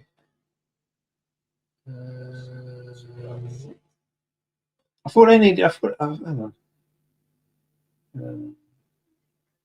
Let's have a look. Was that? Oh yeah, PSV beat Lons. Yeah. So PSV are through. Yeah, that's my mistake. Yeah. So no, PSV are through anyway. Terry says, I don't see much difference tonight to most of our league and cup games in terms of performance. No, I can see a difference. Yeah, I can see a difference in the fact that players aren't linking as well. We haven't got that relationship down that right hand side with Saka and White and Ødegaard. You know, so you can definitely see a difference. This current team tonight is playing in this game aren't as good as the team that generally plays. And defensively, we've looked a little bit shaky, even though we've got our normal central defenders. I think in the wide areas, we've looked a little bit vulnerable. So, Nick next says, I think PSV have already qualified. Yeah, they have. Yeah, that was my mistake there, because although Lons could finish level on points with them, PSV would go through on the head-to-head because they won at home and drew away. Terry says, ain't PSV already through? Yeah, they are. Yeah, that was. I'll just check the results here. They were, yes, on the head-to-head. They would be through. So, yeah, they're playing for pride as well. I mean, they're at home. They won't want to lose at home, will they? You know, their last group game. They want to get a result of some description. And you have to say they probably deserve to be in front in that first half. But, you know, football and sport doesn't always work like that. You don't always get what you deserve in terms of the way you play. And for me, I've said it before, and, you know, football's all about taking your chances, isn't it? You know, look at that game now. I mean, we've been under the cosh for quite a bit of that game. We've conceded a lot of possession. We've conceded a few chances, but yet we've taken pretty much the only big chance that we had, and we've taken it. And that's sometimes what football's about, isn't it? You know, you don't having all the possession in the world, having all the chances in the world doesn't actually matter if you don't end up putting the ball in the net. We've done that. We've got the lead, and you know that's basically the only statistic that really matters in football, isn't it? So yeah, we're a little bit fortunate to be in front, but we'll take it, and let's see what happens in this second half, because I can see PSV having more chances the way they've played. And can we hang on, or maybe get a second goal? But yeah, we don't need to. I say we don't need to worry too much about the result. I would like to see some of the younger players come on, but I can't see it while it's only 1-0, because you know I know Arteta's thinking he won't want to bring the young players on, and then we go from 1-0 up to lose the game. We were 1-0 up, of course, in Lons when we lost in the end, didn't we? So he won't want to throw away a lead again in the Champions League, you know. And you know, PSV aren't a bad side, so it's a good result for us to be winning this game. So especially in the way that it's gone so far. But anyway, it's half time. It is 1-0 to the Arsenal, and we're going to be getting ready for the second half very shortly, because it's going to be good, isn't it? And let's see what happens in the second half. We shall see.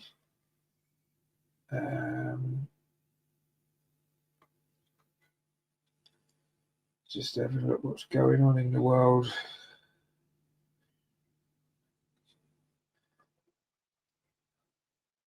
Not a lot. Not a lot. Obviously, the Man U game's not till later, is it? Can they still go through? So let's have a look at their group, because can Man United still go through? Let's have a look. Yeah, they can, yeah, because if they win, they'll be on 7 points. And then Copenhagen play Galatasaray. They're both on 5. So if that was a draw and Man United win, but should either of those two teams win, then Man United are out anyway, aren't they? Because then one of them will be on 8 points. But if that's a draw and Man U win, Man U will go through. They're bottom of the group at the minute. That would be quite something, wouldn't it? When you look at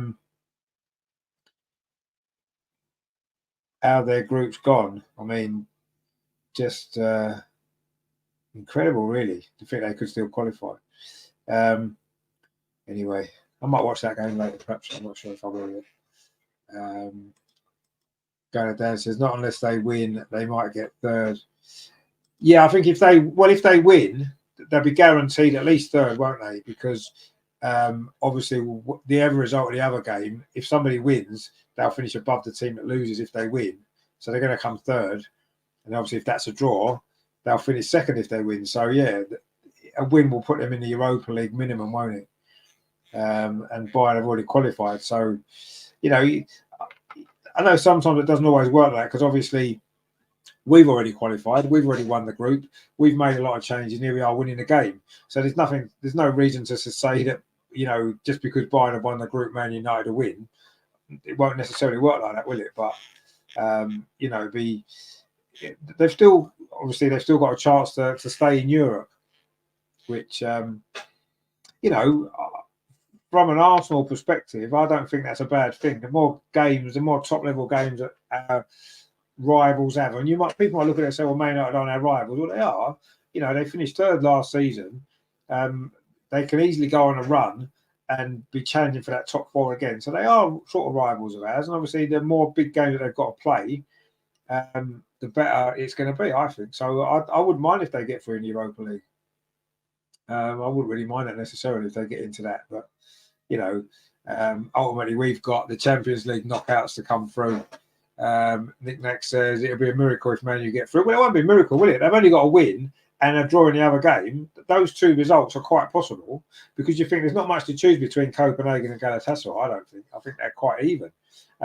So that could easily be a draw, and they both need to win to go through, don't they? Whoever wins that game goes through. So they both need to win. So it's not like they're just going to sit back and play for a draw. One team's going to say to the other one, "Oh, we're not bothered." They both need to win, don't they? So I actually think that might well be a draw.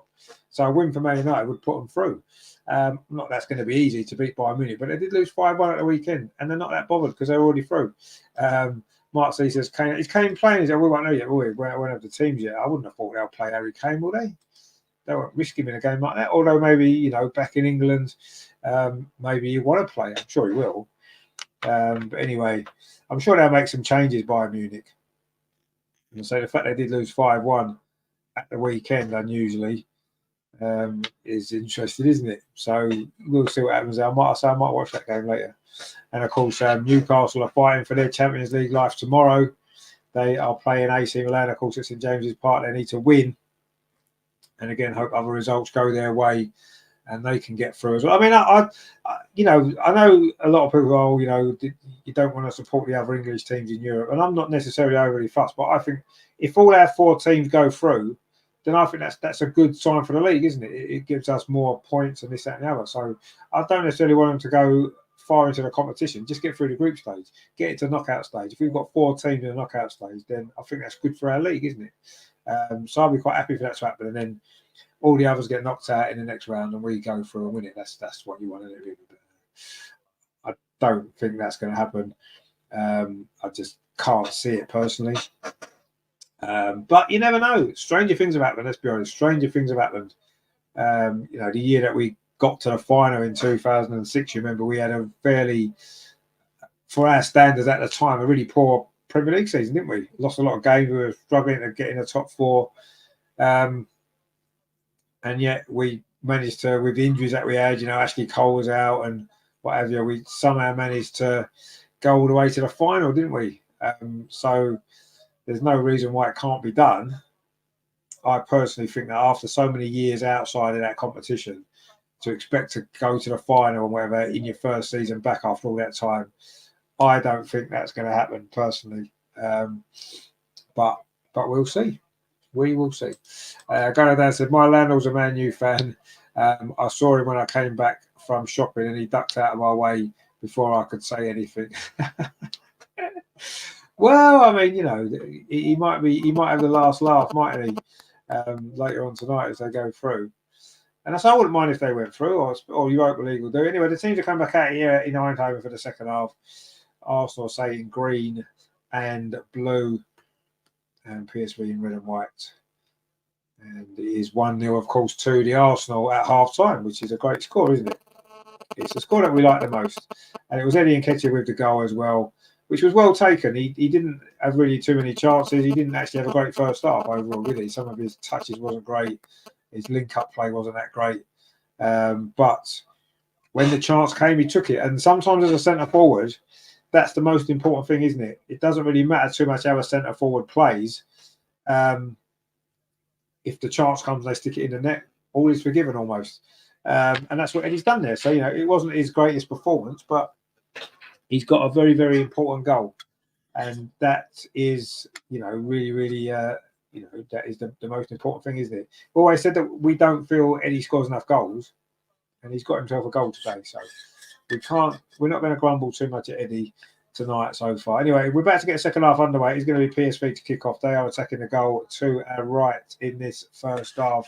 PSV 0, Arsenal 1 in a game that's pretty much dead. Both teams have qualified, and Arsenal have won the group. PSV have finished second. And that's that, really. Gunnar Dan says, "Did you hear Earp's England shirt sold out in 5 minutes?" You see, what comes from that is just great marketing, isn't it? don't put a shirt on sale, get the whole world to demand that they do, then they put it on sale. And of course, it's going to sell out, isn't it? You know, that's just clever marketing. And people, consumers are generally quite stupid, aren't they? They fall for things like that. You know, for me, I wouldn't have bought it on principle. Well, if you're not going to bother bringing it out with the rest of the kit, I don't want it. But people are stupid, aren't they? They get almost like, they're like sheep, aren't they? Oh, I've got to buy a Mary Earp shirt now. So, but it was clever marketing maybe by Nike actually to do that, wasn't it? Because they knew everyone would buy it. And I'm sure they'll get a load more in before Christmas to sell out again. But yeah, let's be honest, that tells you more about the consumerism in this country than anything else. Terry says, an honest question, does anyone really think Arsenal are going to win anything this season, not including the Arsenal women? I don't. You've got to look at the FA Cup draw. Liverpool at home. I'm not saying we can't beat Liverpool at home. We've beaten them at home last couple of seasons in the league, so we certainly could beat them at home. But the FA Cup, it's losing your out situation, isn't it? You know, depending on how the draw was. If we get past Liverpool, depending on the draw, it's going to be tough to win that game, isn't it? And I certainly don't think we're going to win the Premier League or the Champions League, but you never know. You've got to be in it to win it. And we're certainly still in the Champions League, and we are still in the title race. Anyway, PSV coming forward here. Another good move from them. Oh, it's a good bit of defending again, actually. That was Jacob Kiwior. Now it's back with Bakayoko again. He's going to try a shot. Is he no shot? Showing the edge of the box. Oh, it's just wide of that far post. And that was Vertisen with that effort there. Yuldi Vertisen. That's a good effort, actually. That's good play again. Bakayoko has definitely been the man of the match in this game. And that shot there would have beat Aaron Ramsdale and gone in that bottom corner, but it's gone just past the post. Very similar to the El Neni effort in the first half at that end as well. But that was a close thing there for PSV at the start of the second half. And again, they're creating some chances. And again, they're not able to take them. And we're still 1-0 up. We've played 47 and a half minutes. It is, I say, PSV 0.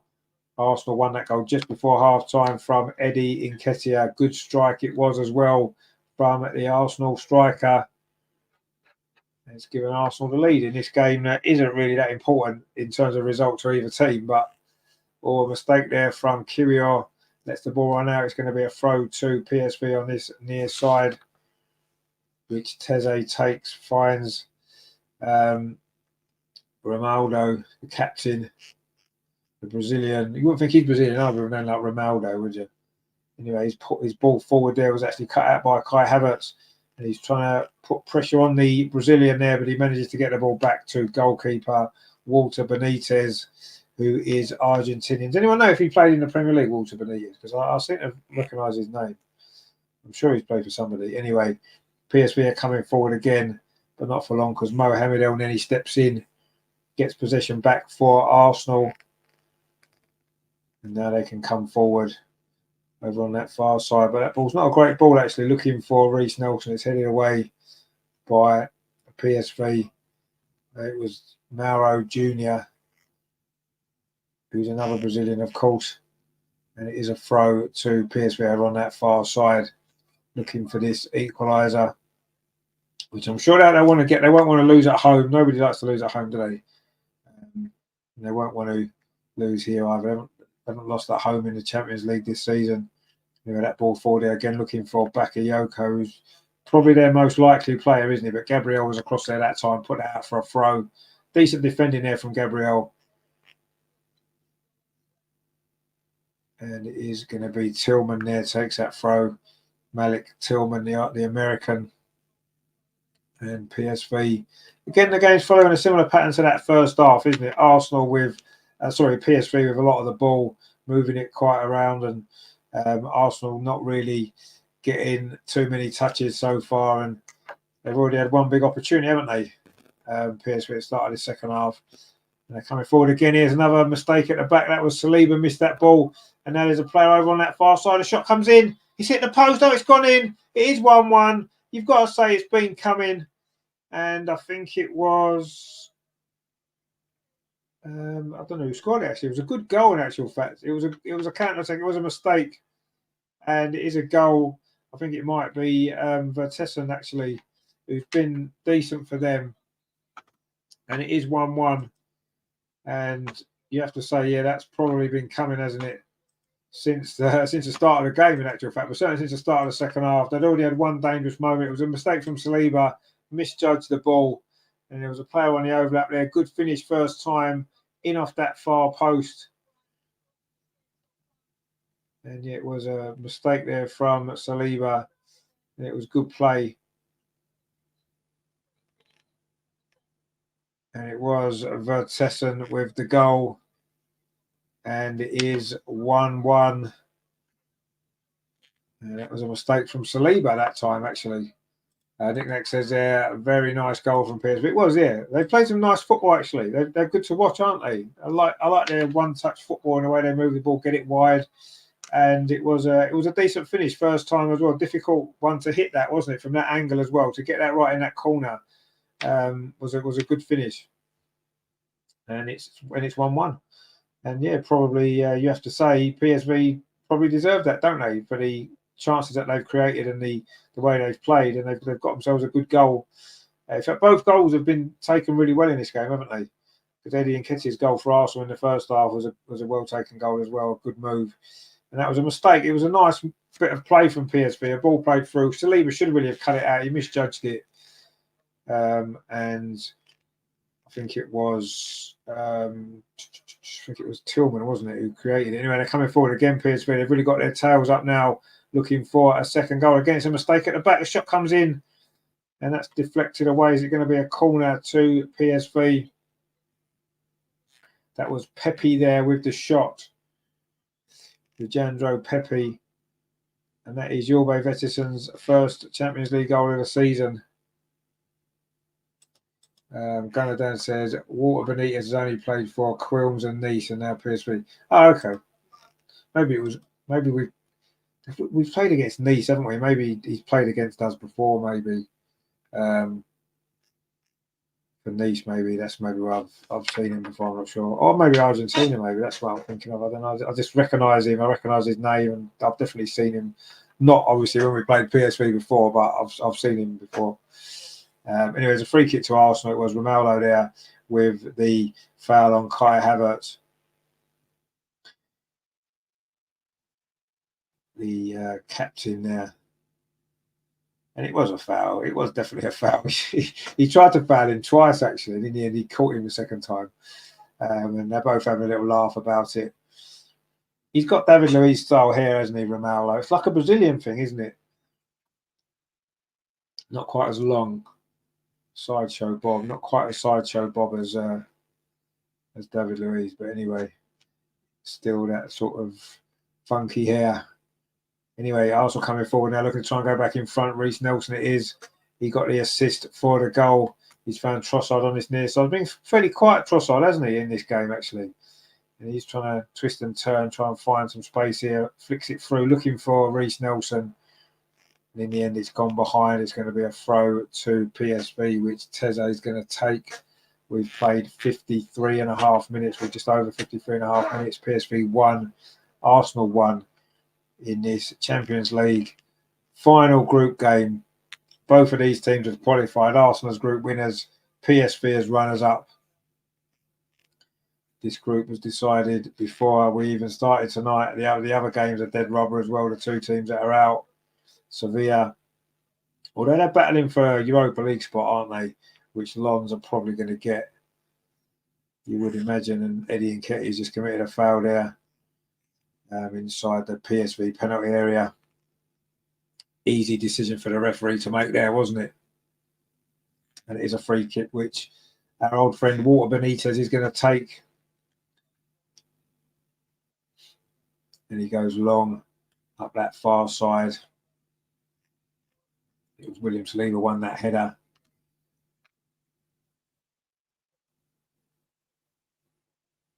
In fact, it must have come off the PSV player, the goal scorer actually, Vertessen, because it is a throw to Arsenal over on that far side. William Saliba's now got the ball, and this time he goes long up this far side. Eddie Nketiah does well there, actually. Nice touch, and lays the ball off to Cedric. He was maybe fouled there, but the referee allowed play to go on because he got back to his feet again, kept possession. And Arsenal now knocking the ball around. It's back with Gabriel finds William Saliba over on that far side. We played 10 minutes.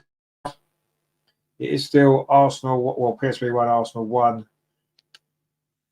And Arsenal now looking to get a little bit of possession of the ball in the second half, which we haven't really had too much of, have we, so far? But we're trying to come forward now. That's a nice ball in field. This is much better from Arsenal. Reece Nelson over on that far side. Can he get a cross in? If he doesn't even try, he just runs back. Finds Mohamed El Neni. He plays it square to Gabriel. And as he tries to play the ball there, he was closed down quickly and he's put it out for a throw to PSV. On this near side, which they've taken quickly with Teze. Jordan Teze. That's a long ball forward, and Bakayoko's picked it up again. Every time he's got the ball, he looks dangerous, doesn't he? He's laid it off now to the captain, Romaldo. That's a good ball as well. This is good play from PSV, actually, over on that far side. An opportunity for them to maybe get themselves in front in this game.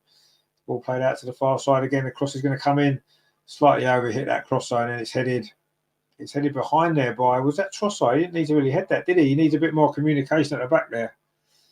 Nick Nack says 55% possession or so first half. Yeah, but I mean, look at the chances PSV had compared to us.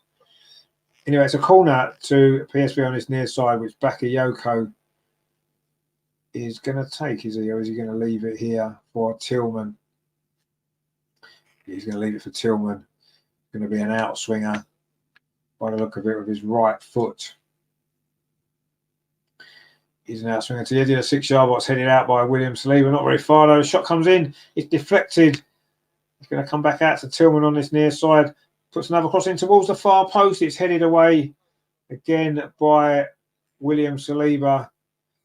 And it's going to be a throw to PSV. Some good balls into the box there. That was Van Arnholt there trying to get on the end of it. The former Crystal Palace player, of course. And again, it was nice play from PSV. And that was a good cross into the box as well. But in the end, Arsenal did manage to clear it away. We've got Luke de Jong's warming up for PSV as well. We know how dangerous he is. He scored against us before, hasn't he? That was it last season, wasn't it? We played him in the Europa League, didn't we, PSV? He scored against us then, didn't he? Seem to remember. Anyway, PSV are now coming forward once again. Their centre forward just run offside, so the ball couldn't be played through, and Arsenal managed to win it back. El Neni just touches it back to Saliba. Now Jorginho plays it up this near side, looking for Trossard. Finds Eddie Nketiah, holds it up well, gives it back to Trossard.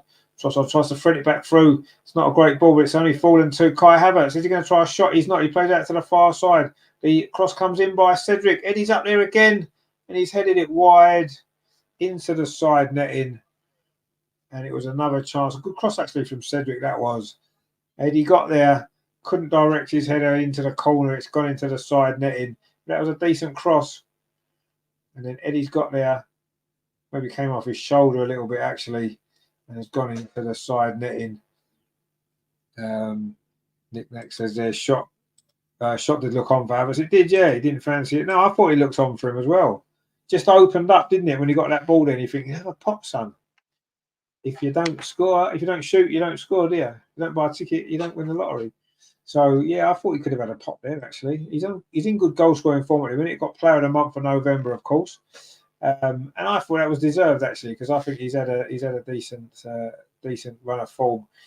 And then he's now gone down. Looks like it might be cramp after 60 minutes. Not surprising, the lack of football he's played.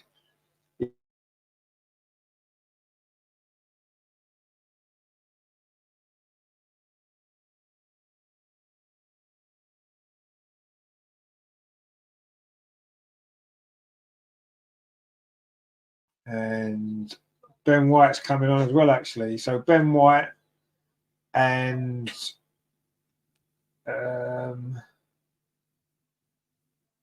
Declan Rice are both coming on. Actually, I mean, it looks like more of a hamstring injury. So I'm not quite sure if that's the case there. But anyway, it's not surprising he's going to get an injury, is it, when he's not played for such a long time? and then you're throwing him in. In fact, Erdegaard's coming on as well. It's going to be a triple substitution. So none of the youngsters are coming on. None of the youngsters are coming on.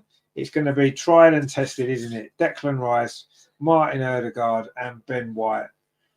So don't bother using your squad, mate. Just use the same players you always use. Anyway, and then he's coming off with what looks like a hamstring injury, so that may well be his. Any chance he would have had of getting a game again recently is going to have gone. Not that he would have done anyway. But anyway, he's now going off with this injury. It looks like Declan Rice will be replacing him in midfield. Erdegaard's coming on. I don't know who do you reckon will go off for him then? Havertz? Trossard? Not really sure. Anyway, El Neni's going to go off and get some treatment. And Martin Erdegaard has come on. If Erdegaard's come on for El Neni, I don't know who Declan Rice was coming on for him because he was stripped already. Declan Rice has come on. So Declan Rice is on. Doesn't say who's gone off for Declan Rice. It's Cedric, actually. Cedric's gone off. I thought Ben White was coming on. Surely Ben White would have come on for Cedric. Have we gone like a three at the back? Oh, Ben White's replaced William Saliba. Oh, right, okay. So, who's playing right back then? They're not playing Declan Rice at right back, are they? Anyway, Gunnar Dan says, I want to see Smith Rowe. Well, you're probably not going to, are you? So, Cedric got an hour. El Neni's got an hour. And who else went off, did we say? Saliba's gone off as well. Obviously, Saliba's just a rest situation, isn't it?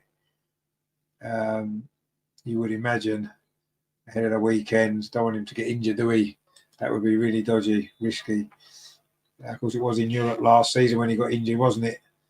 That many people think that cost us a title. But let's be honest, you can't just lose one player and cost you the title, can you? Come on.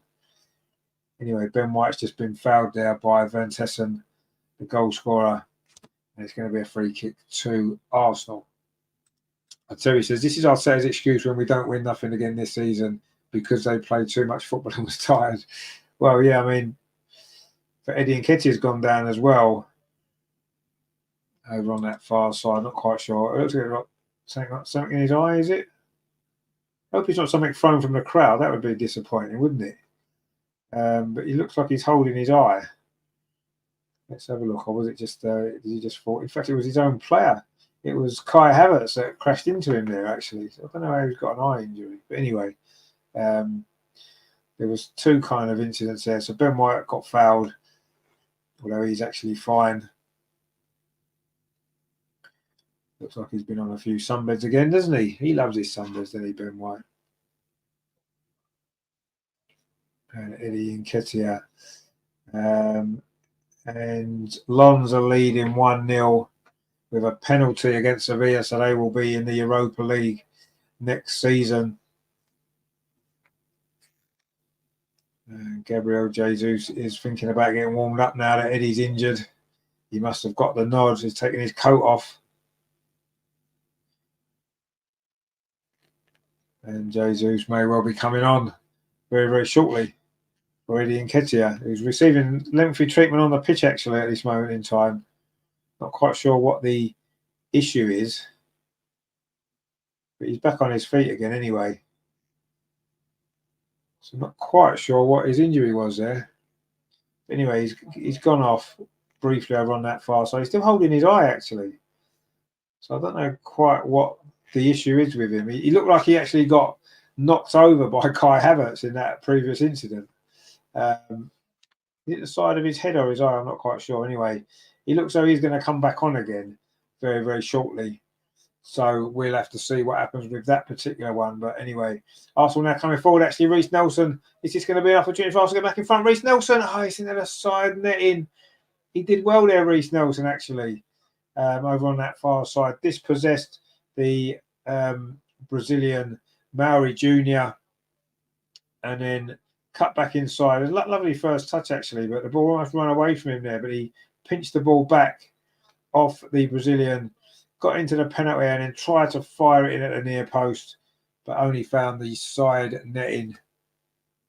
And Terry says, come on, get Saka on. Yeah, let's get Saka on as well. He's playing all the other first team players, isn't he? Anyway, PSV now in possession again, coming forward. The ball threaded through. That's a good ball. It's going to be an opportunity over on that far side. Twisting and turning there. Again, it's the same as hits the post at the near post. Well, almost 2-1 to PSV. That was Pepe there, getting clear inside the penalty area. Really good play again from PSV. And that shot hit the inside of the post at the near post. This one, it didn't go in. The previous shot hit the post and gone in. This one hit the post and came out. And Arsenal got lucky there. Midway through the second half, almost a lead for PSV. But now Arsenal want to counter-attack. Trossard on this near side.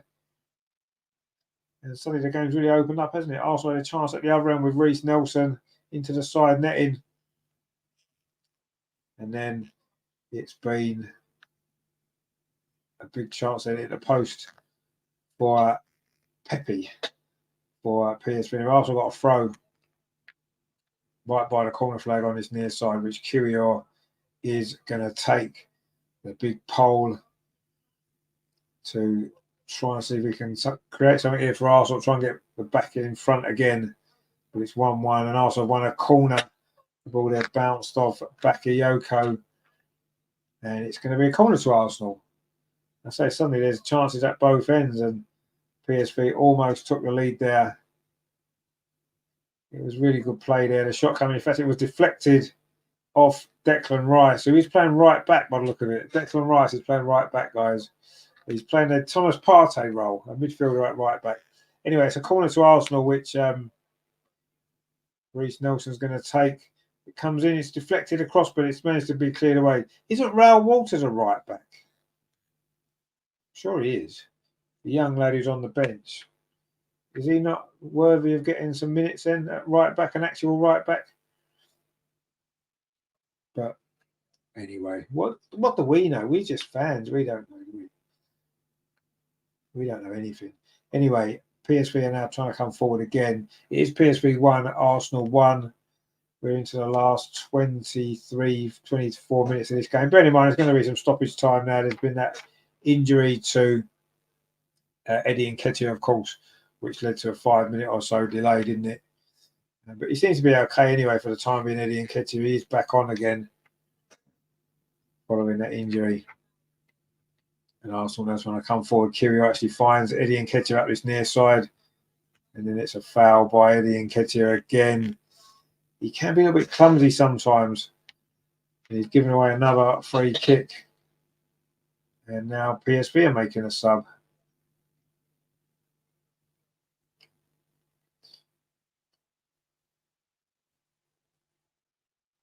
But not yet, they're not, because Arsenal got the ball with Reece Nelson on this near side.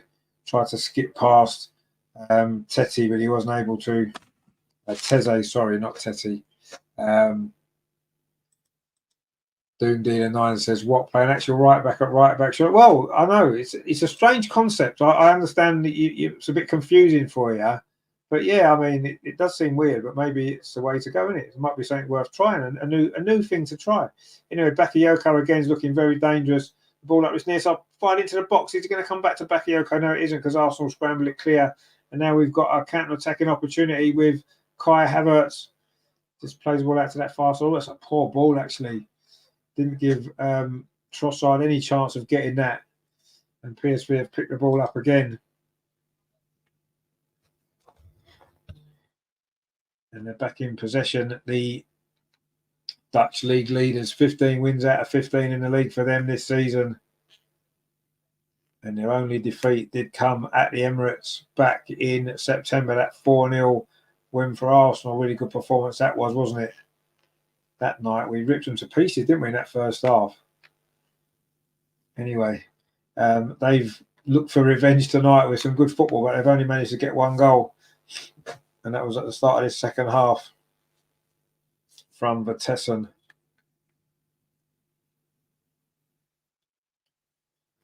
But they're in possession again.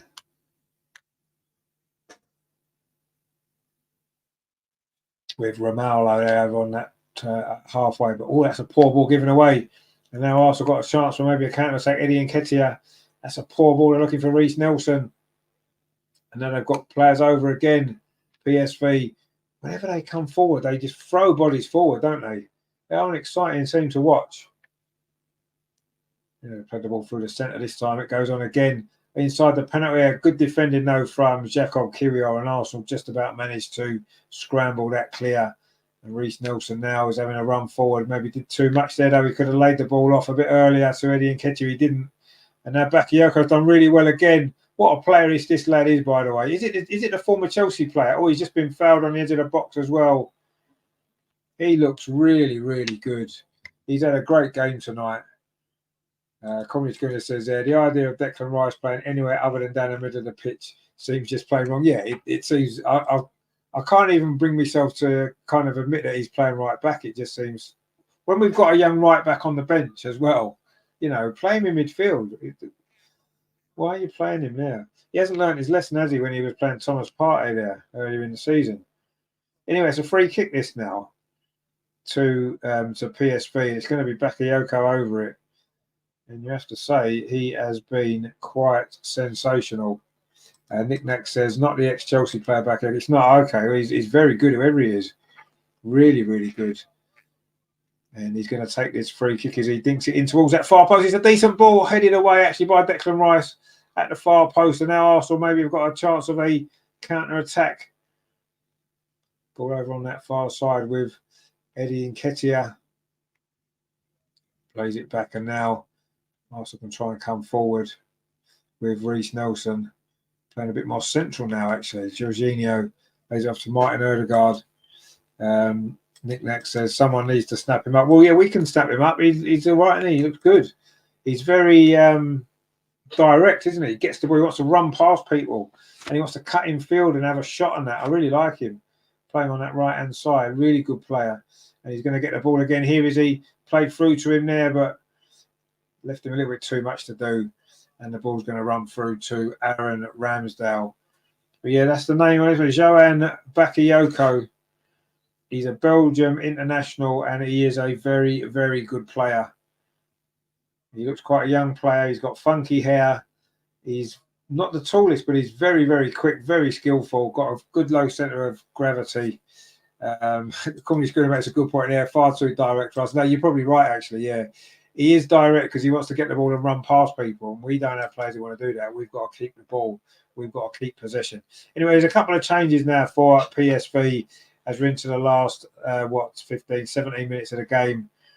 And it is going to be, in fact, Bakayoko's going off. Well played, my friend. Well done, Bakayoko. I've got to be honest with you. That is a great performance there. He seemed a little bit disappointed to be taken off. Ismail Sabri has gone off as well, and Sergino Dest is coming on. And yeah, Bakayoko. Well, what a performance from that young man today. And it is who's come on for him? Babardi, sorry, has come on for him. But yeah, he was brilliant tonight. I'll say I thought he was the ex-Chelsea player, but he was a striker, wasn't he? Actually, and I think he was a lot taller than this guy. But yeah, let's have a little quick Google, shall we? This guy, Johan Bakayoko, because he's been quite sensational tonight, I have to say. Let's have a look and see, shall we? What we can find out about him, because I was really impressed with him there in that in this game.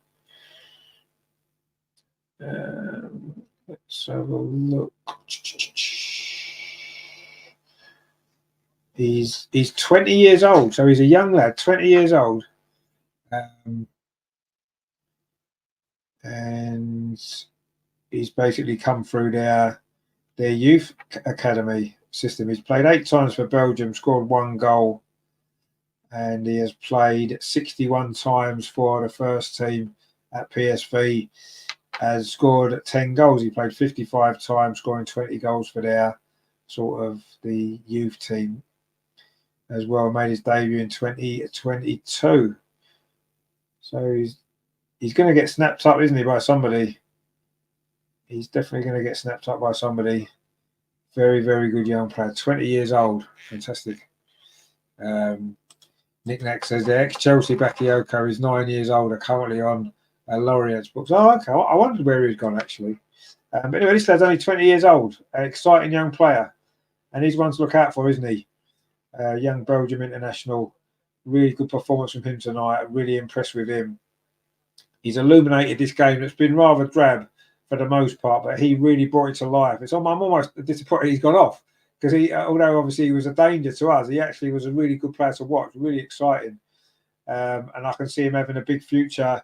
No disrespect to PSV Eindhoven, but maybe a bigger club than them going forward at some stage. I can see him going for quite a lot of money. He looks a very, very good young player. But he's come through PSV's youth academy, so maybe he might want to stay. He may be one of them sort of players that wants to stay there. Who knows? But he's a very good player. He certainly had a great game tonight and caused us a lot of problems. Could have had a couple of goals as well. They're coming forward again, PSV, looking for that goal that would potentially win them the game. That ball over the far side, but it's good defending actually there from Ben White. Gets the ball back to Aaron Ramsdale into the last 14 minutes of stoppage of normal time. Sorry, there'll be a fair chunk of stoppage time. The injury to Eddie and Nketiah in particular was a good 5 minutes, wasn't it? So I'm expecting to get a fair old bit of stoppage time in this game. But anyway, it is still 1-1. Still time for somebody to find a winning goal in a game. Is it going to affect the group? Eddie and Nketiah just lost the ball inside the centre circle, and PSV Eindhoven coming forward again. This near side looking dangerous. Can the cross come in? It does come into the edge of 6-yard box, heading away. But Arsenal don't really deal with that particularly convincingly, actually. And we have kind of got it away now, but PSV have picked it up again. And they're trying to search for this winning goal. They'd like to win this game, PSV, wouldn't they? Even though it's not going to make any difference in the overall scheme of things. But it'd be important for them. I'm sure they'll want to try and win this game to finish the group stage at home with 3 points. It's looking as though Lons are going to drop into the Europa League by finishing third. They are currently beating Sevilla 1-0. It's a penalty there has put them in front. Anyway, PSV coming forward again over on that far side. Really good play again. This is really good play, actually. Can the ball come into the box? They've not worried about getting the ball in the box, have they? Anyway, going around the outside, it does come in, or attempted ball into the box. Ben White blocks it, but Arsenal don't really clear it away. It's still inside the Arsenal penalty. A cross comes in to the edge of the 6-yard box. Oh, it was flicked on.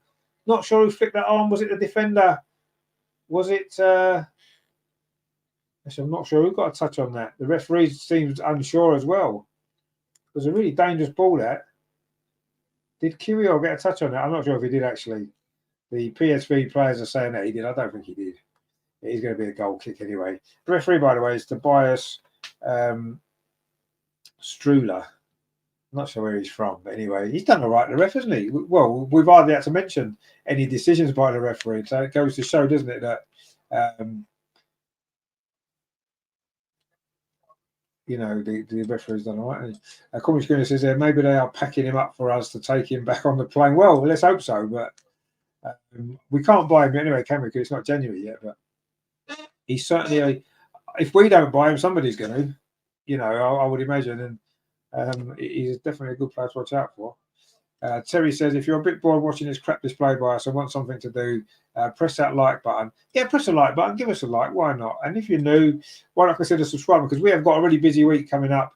We're back tomorrow night, the Arsenal women, 6:45 we'll be here, North London Derby in the Continental Cup, the competition we're holders in, and we're playing the lesser team from North London, of course, at Meadow Park tomorrow night. So join me for that 6:45.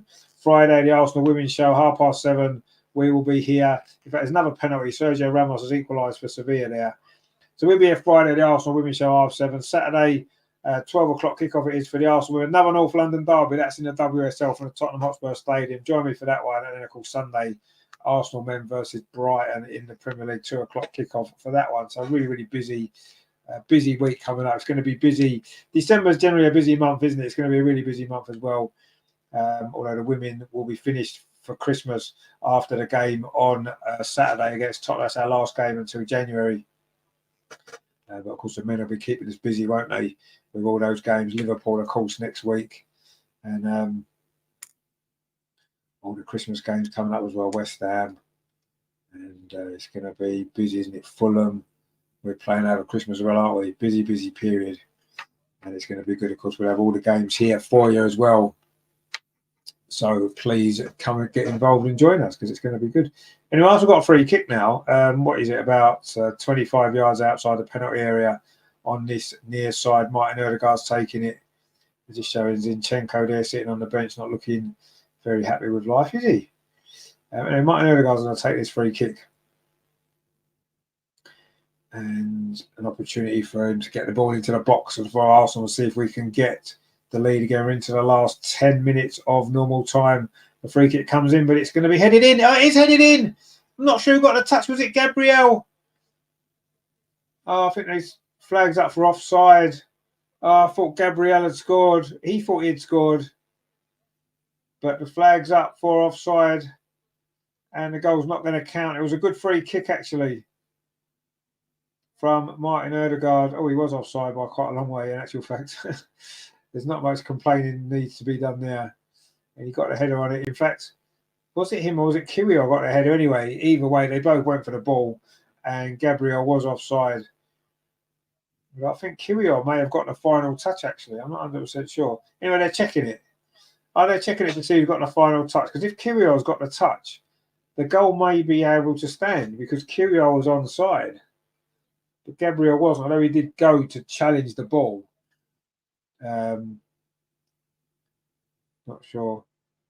But VAR are checking it anyway. We've said there's not been any kind of problems for the referee. This isn't a referee issue, is it? This is a VAR issue now.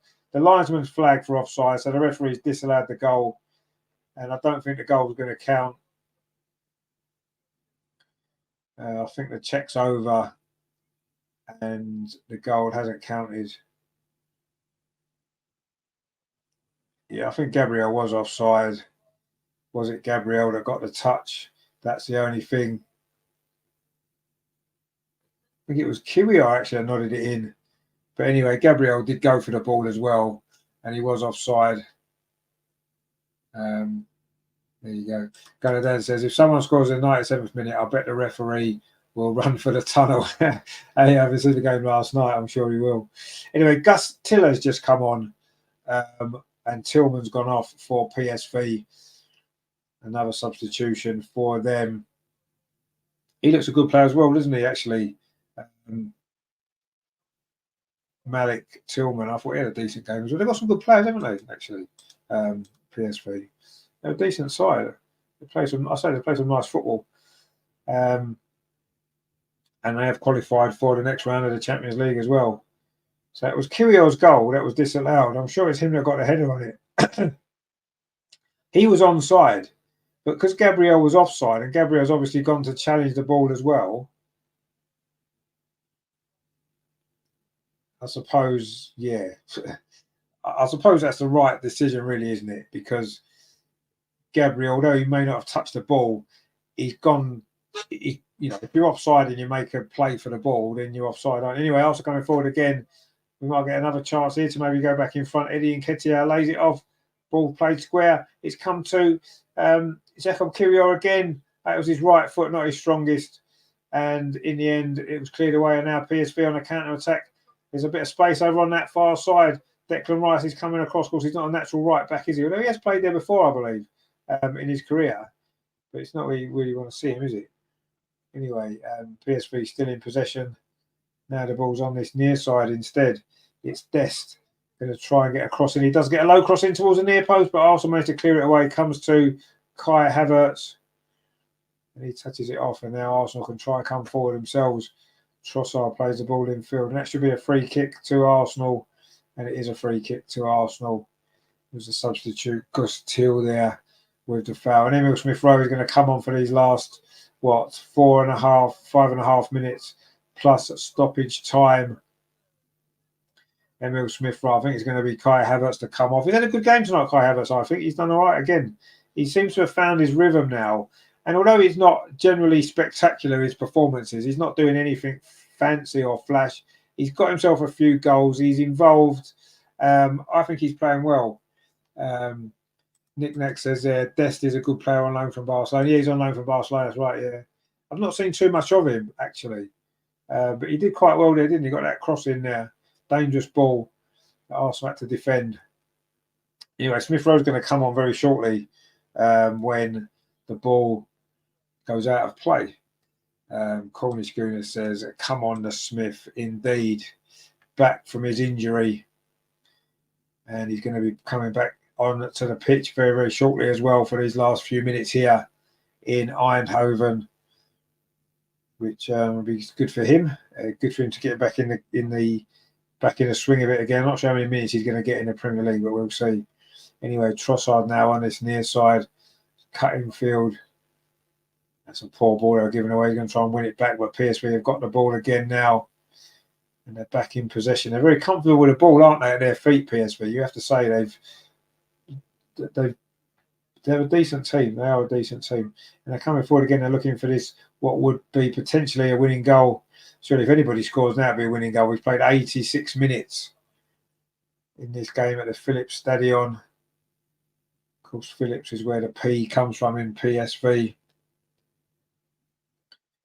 Anyway, coming forward again, PSV. Oh, he's going to try a shot there from the edge of the box, but he slips over, and Ben White was able to take the ball away. That was a bit unfortunate there, wasn't it? I'm not sure who that was, actually. I think it might have been one of the substitutes. Anyway, Arsenal are now coming forward on this near side. Trossard's done well. Plays the ball in field to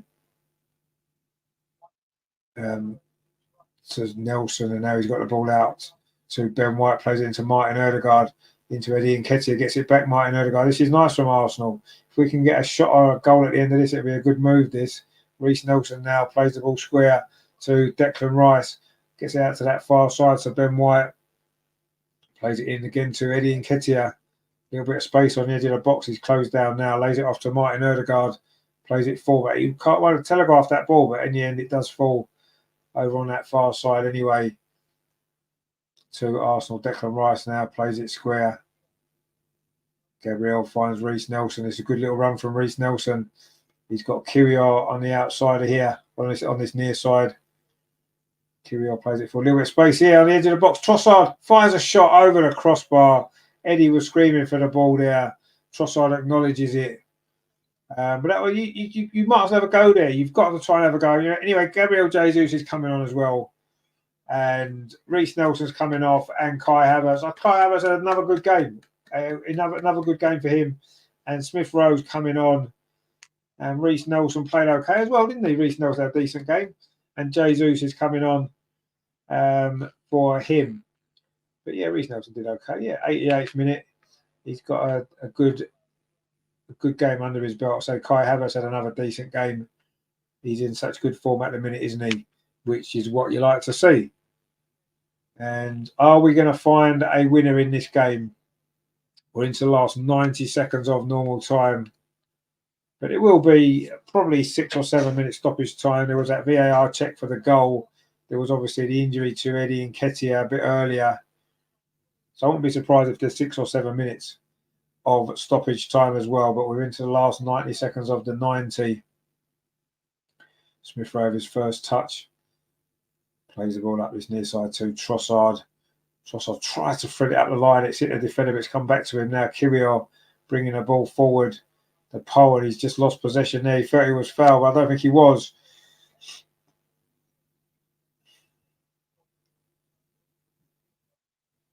We're on to the last minute now. Oh, there's a one-on-one here. He's in behind. This is a chance for PSV to win the game. Oh, he's fired it across the goal. That was a substitute there for Derby. No, it was Till, sorry. It was Till, Gus Till. That was, again, it was a mistake at the back. Misjudged by Gabriel, I think it was. And Till got in behind. He had an option in the middle. He steadied himself. It was a tight angle, actually. And fired it across the goal and across and away. Gabriel puffed his cheeks out there. He got away with one there, didn't he? Terry says, Havertz ripping world football apart. 15th man of the match in a row. Well, I don't know about man of the match, but he certainly had a good game. Anyway, Vertessen's going off, the goal scorer for PSV, and Oppegaard is coming on for them for these last few minutes of stoppage time, because we've just reached the 90. It's going to be 6, actually, 6 minutes of stoppage time. There you go. I had a feeling that's what would be something like that. Anyway, it's a goal kick to Arsenal over on that far side. And Ramsdale's got the ball now, got it back off Ben White. Is he going to go long now, Ramsdale? He does. He's going to be the last few minutes of him in an Arsenal shirt. He may well be leaving in January, of course. There's certainly rumours of it. Arsenal are in possession. We've still got time. We've only played 30 seconds of stoppage time. Can we get a late winner? Will somebody get a late winner in this game? Or is it going to just fizzle out into a 1-1 draw? Corey says, good to see Saliba and Gabriel getting all their errors out in a game that doesn't mean anything. Well, yeah, they both made some mistakes tonight at the back. You're right. And they've misjudged a few balls, haven't they? A couple of bad mistakes. But yeah, not the greatest performance from those two. Let's hope it's not a sign of things to come. But maybe you're right. Get it out of the way tonight. Well, that's not a bad thing, is it? I suppose. But yeah, not the greatest performance from either of those two. Saliba's, of course, gone off now, which I'm sure was just a precaution to be resting him for the weekend. And Arsenal now trying to find a winning goal in the closing stages here. We've played a minute and a half of the 6 of stoppage time. It's just seeing this game out now, maybe. Or is there going to be time for something dramatic at the end? We've got a few dramatic late goals, haven't we? I know this one, if we did get one, is not going to be quite as important as Declan Rice's at Luton a week ago. But you've got to love a last-minute winner away from home, haven't you? Anyway, regardless of the circumstances,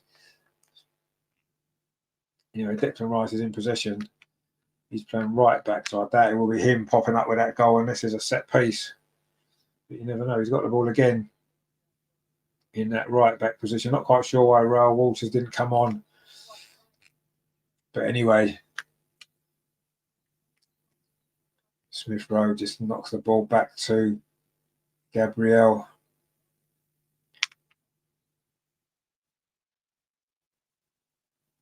Next with Jorginho, Declan Rice, Jorginho again. It's gone out to that far side.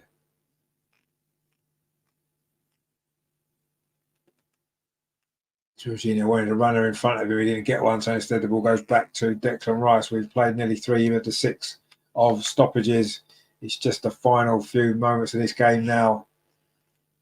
Let's see if there's going to be, a winner. Does anybody want to win the game? Arsenal just seem quite happy to see this out, keep possession. Martin Odegaard plays it out to that far side. Ben White.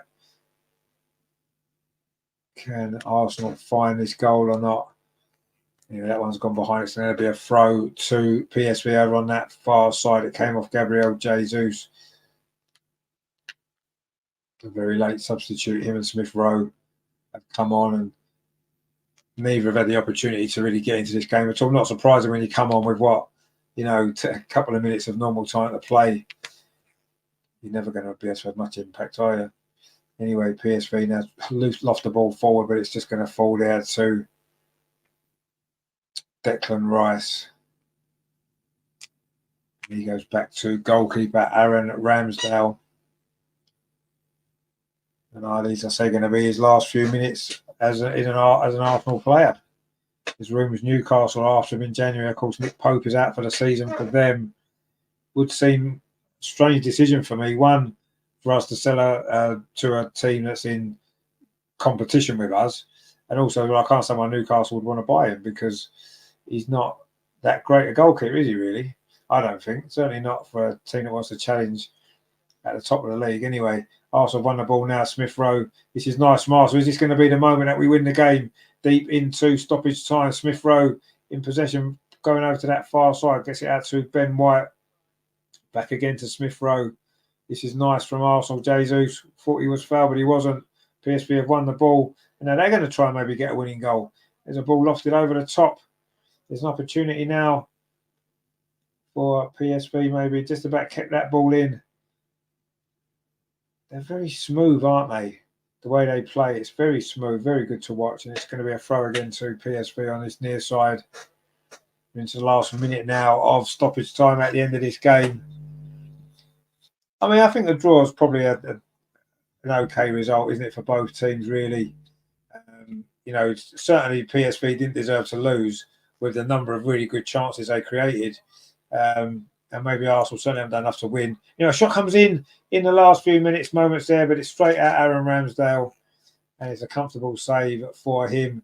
And now suddenly Arsenal got an opportunity on the counter-attack to bring the ball forward, but instead we knock it back. Now it tries to come to Eddie Nketiah up this near side. It's falling for him well, actually. He's got a little bit of space here, Eddie Nketiah. Brings it in field, not a lot of movement ahead of him. He goes square to Martin Ødegaard. Now it's with Smith Rowe.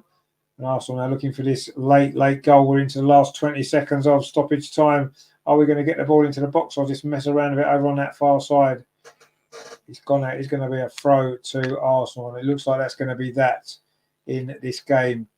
Doesn't look like we're going to get time for a winner for either team now. And I think a draw is probably where we'll be. Anyway, also I've got a throw. We've played out over the 6 minutes now. Oh, suddenly we've got a chance inside the box. Martin Ødegaard, we're going to win it at the end. Good save from the keeper. The follow-up. Put over the bar by Jacob Kiwior. And Arsenal almost snatched it at the death. And first of all, the shot was saved. Martin Ødegaard's effort it was. It was good play there. Goalkeeper saved it. And then the follow-up there from Kiwior went wildly over the bar. And in fact, that's it. It's all over here. It's finished. PSV Eindhoven 1, Arsenal 1. And I think both teams will be reasonably satisfied, won't they? Both teams are through. And, you know, I think overall tonight, PSV were probably the better side. They certainly had the better chances, but Arsenal did okay. We had one or two moments. Could have got a couple of goals, almost won it at the end. But I think a draw was probably the right result overall. And I think both teams can be reasonably satisfied with that. Eddie Nketiah gave Arsenal the lead just before half-time. Really good finish, actually. Reece Nelson with the assist and a good finish into the bottom corner. But early in the second half, it was Vertessen. It was Jordi Vertessen who got the equaliser with a shot that went in off the post at the same end of the ground. And PSV had some chances. Arsenal had one or two moments as well. Almost nicked it at the end with Martin Ødegaard's shot. Or was it maybe Trossard? The goalkeeper saved it, and then Kyrgios follow-up. Arsenal did score a second goal. It was a header from, it looked like possibly Kyrgios or Gabriel, but Gabriel was offside. The goal was disallowed, and it's finished 1-1. And it's not been a bad group stage, has it? 4 wins and 1 draw. We'll take that from the 6 games, won't we? Mark C says, blimey, nearly snatched it with the last kick of the match. Yeah, we did. For the second time in a week. That would have been strange, wouldn't it? Corny Skinner says there, and Arteta will say we dominated the game as usual. You probably will, even though clearly we didn't dominate the game at all. PSV had the much clearer chances, and you know, had PSV won the game, I don't think there could have been any complaints from Arsenal. But we'll take a draw. You know, we probably deserved a draw. You know, we had some opportunities ourselves. We didn't play badly, considering it was such a changed team. You know, there was a lot of players who don't normally play. But yeah, you have to say that Johan Bakayoko was the star of the show tonight by an absolute country mile. He was the best player on the pitch.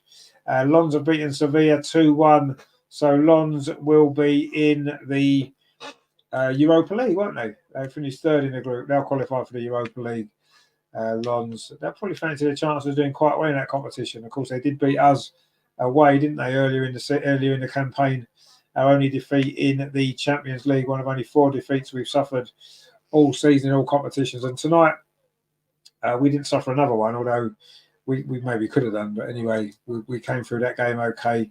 13 points. PSV second on 9. Lons third on 8. And Sevilla bottom with just 2 points for Sevilla. Very disappointing Champions League campaign for them. Terry says the best thing to happen tonight is we didn't get any injuries. Well, only El Neni. So El Neni might not play at the weekend because he got injured today. Mark C says 5 days rest now till we face Brighton. And of course, Brighton play Thursday in the Europa League as well, so they get 2 days less rest than we do. And they've got to travel away to Arsenal. So we've definitely got a big advantage going into that game. But I say they have won on their last 3 visits to the Emirates and 4 of the last 5. So they are a bit of a bogey team for us. But yeah, we get an extra bit of rest, which is good. Some of our players got a rest tonight as well. Some of them could have had more of a rest. He didn't need to bring on some of the ones he did. He could have thrown in some of the youngsters. But anyway, They say momentum is important in football, and I think it was vital that we didn't lose 2 games in a row, and we've come out of it with a 1-1 draw, and I think we'll settle for that. We'll be happy with that, won't we? You know, it wasn't the greatest Arsenal performance. It was never going to be with the changes, but we stuck in there, got ourselves in front, overcame some difficult moments in the game. Could easily have conceded 3 or 4 goals, but we didn't. We conceded just that one. And yeah, we'll take a 1-1 draw, won't we? And let's say it finishes on a bit of a high in the group stage, doesn't it? We've lost that 1 game, 1 draw tonight, and we've won the other 4. So a pretty good group stage, really. You have to say satisfactory. We're pretty happy with that. And yeah, we'll move on now to I say Sunday, and a big game in the Premier League. A difficult game that's going to be as well, because Brighton are a good side. There's no doubt about that. But I think in the circumstances, the fact they're playing Thursday night, I think they're away from home as well. Then they've got to come back, and they're coming away again to the Emirates. So I think that's in our favour. So I think we may well win that game. But let's see. The most important thing is we've bounced back from Saturday's defeat. We've got a point here tonight. And yeah, it didn't matter in terms of the overall scheme of things, but it's fine. We're through. Anyway, Mark C says, later, chaps, be lucky. See you again Sunday. Actually, my friend, good to see you. Enjoy the rest of your week. We'll see you Sunday for the Brighton game.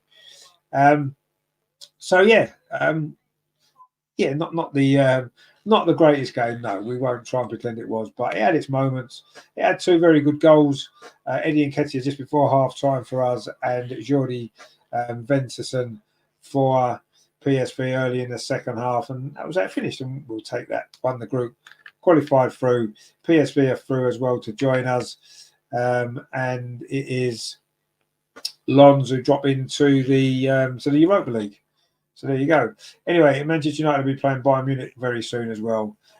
So I'll probably go away and watch that, because I think that could be quite an interesting game, couldn't it? Could be quite a laugh. So we'll see that. Anyway, tomorrow night I am back. We are back. The Arsenal women are playing Tottenham women in the Continental Cup, the group stage. The 2 teams go into the night level on points. Arsenal with a slightly worse goal difference, but if we beat Spurs, we'll then need to get a result in our last game against Reading, which we should be able to do, and that will send us through to try and defend our cup. So join me for that tomorrow. Kick-off's at 7 o'clock, so I'll be here at 6:45. And then what we might do is afterwards is watch a bit of the second half of the Newcastle Champions League game against AC Milan, of course, which kicks off at 8 o'clock. But we're obviously going to spend all our time focused on the Arsenal women tomorrow. So join me for that, 6:45. That is going to be good. I say loads and loads coming up this week. The women's show Friday, another women's watch-along Saturday against Tottenham in the WSL, that one at Tottenham Hotspur Stadium. So join me for that one. And of course, Sunday, as we mentioned, the Brighton game, 2 o'clock kick-off at the Emirates. So join me at 1:45 on Sunday. So thanks for watching tonight, everybody. Hope you have enjoyed the game. It was not the greatest game of football, let's be honest, but it's fine. We've got a 1-1 draw. We've won the group. We've qualified through, and we can look forward to a great knockout game to come in the new year, can't we, in February? Let's see what the draw brings us. We look forward to the draw. I think it's a draw this week, or is it next week? I can't remember now. But anyway, we'll look forward to the draw, whatever it is. Hopefully we'll get a good draw. We can try and progress. Terry says, Arteta's team choice made as much sense as England taking Theo to the World Cup. Yeah, it didn't make a lot of sense. The substitutions didn't make sense either. But anyway, we've got the job done. We've won the game. Sorry, we haven't won the game. We won the group. We drew the game tonight. We've won the group. And that's what we wanted to do. At the start of the season, Champions League, the aim was to get through, win the group. We've done that. Got to be satisfied. We're second in the Premier League. We've got to be satisfied. Yes, there's issues. We know there's issues.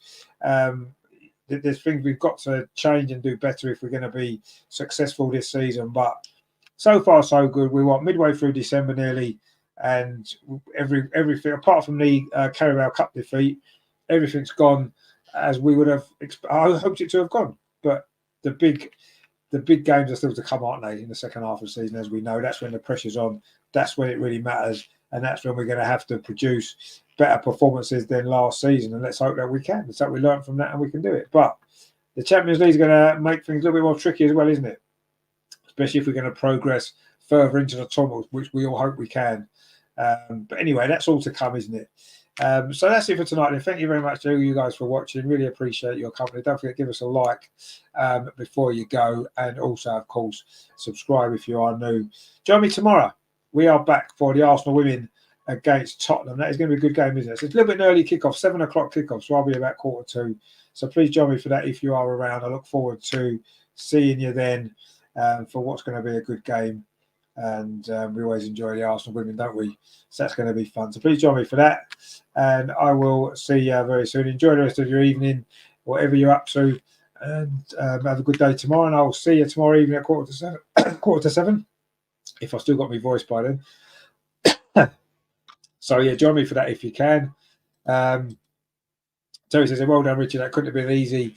Great show again. See you tomorrow for the Laguna Girls. Don't forget to hit the thumbs up before you go. Yeah, the thumbs up before you go. And I'll be here tomorrow. Yeah, it wasn't easy, but when the game's maybe not so important, we always find stuff we could chat about, don't we? Cornish Goon, how you doing, my friend? Good to see you again. Yeah, thanks for your comments tonight. Enjoy the rest of your evening, everybody. Good to see you all. Hopefully see a few of you tomorrow, all of you tomorrow, and more tomorrow, who knows.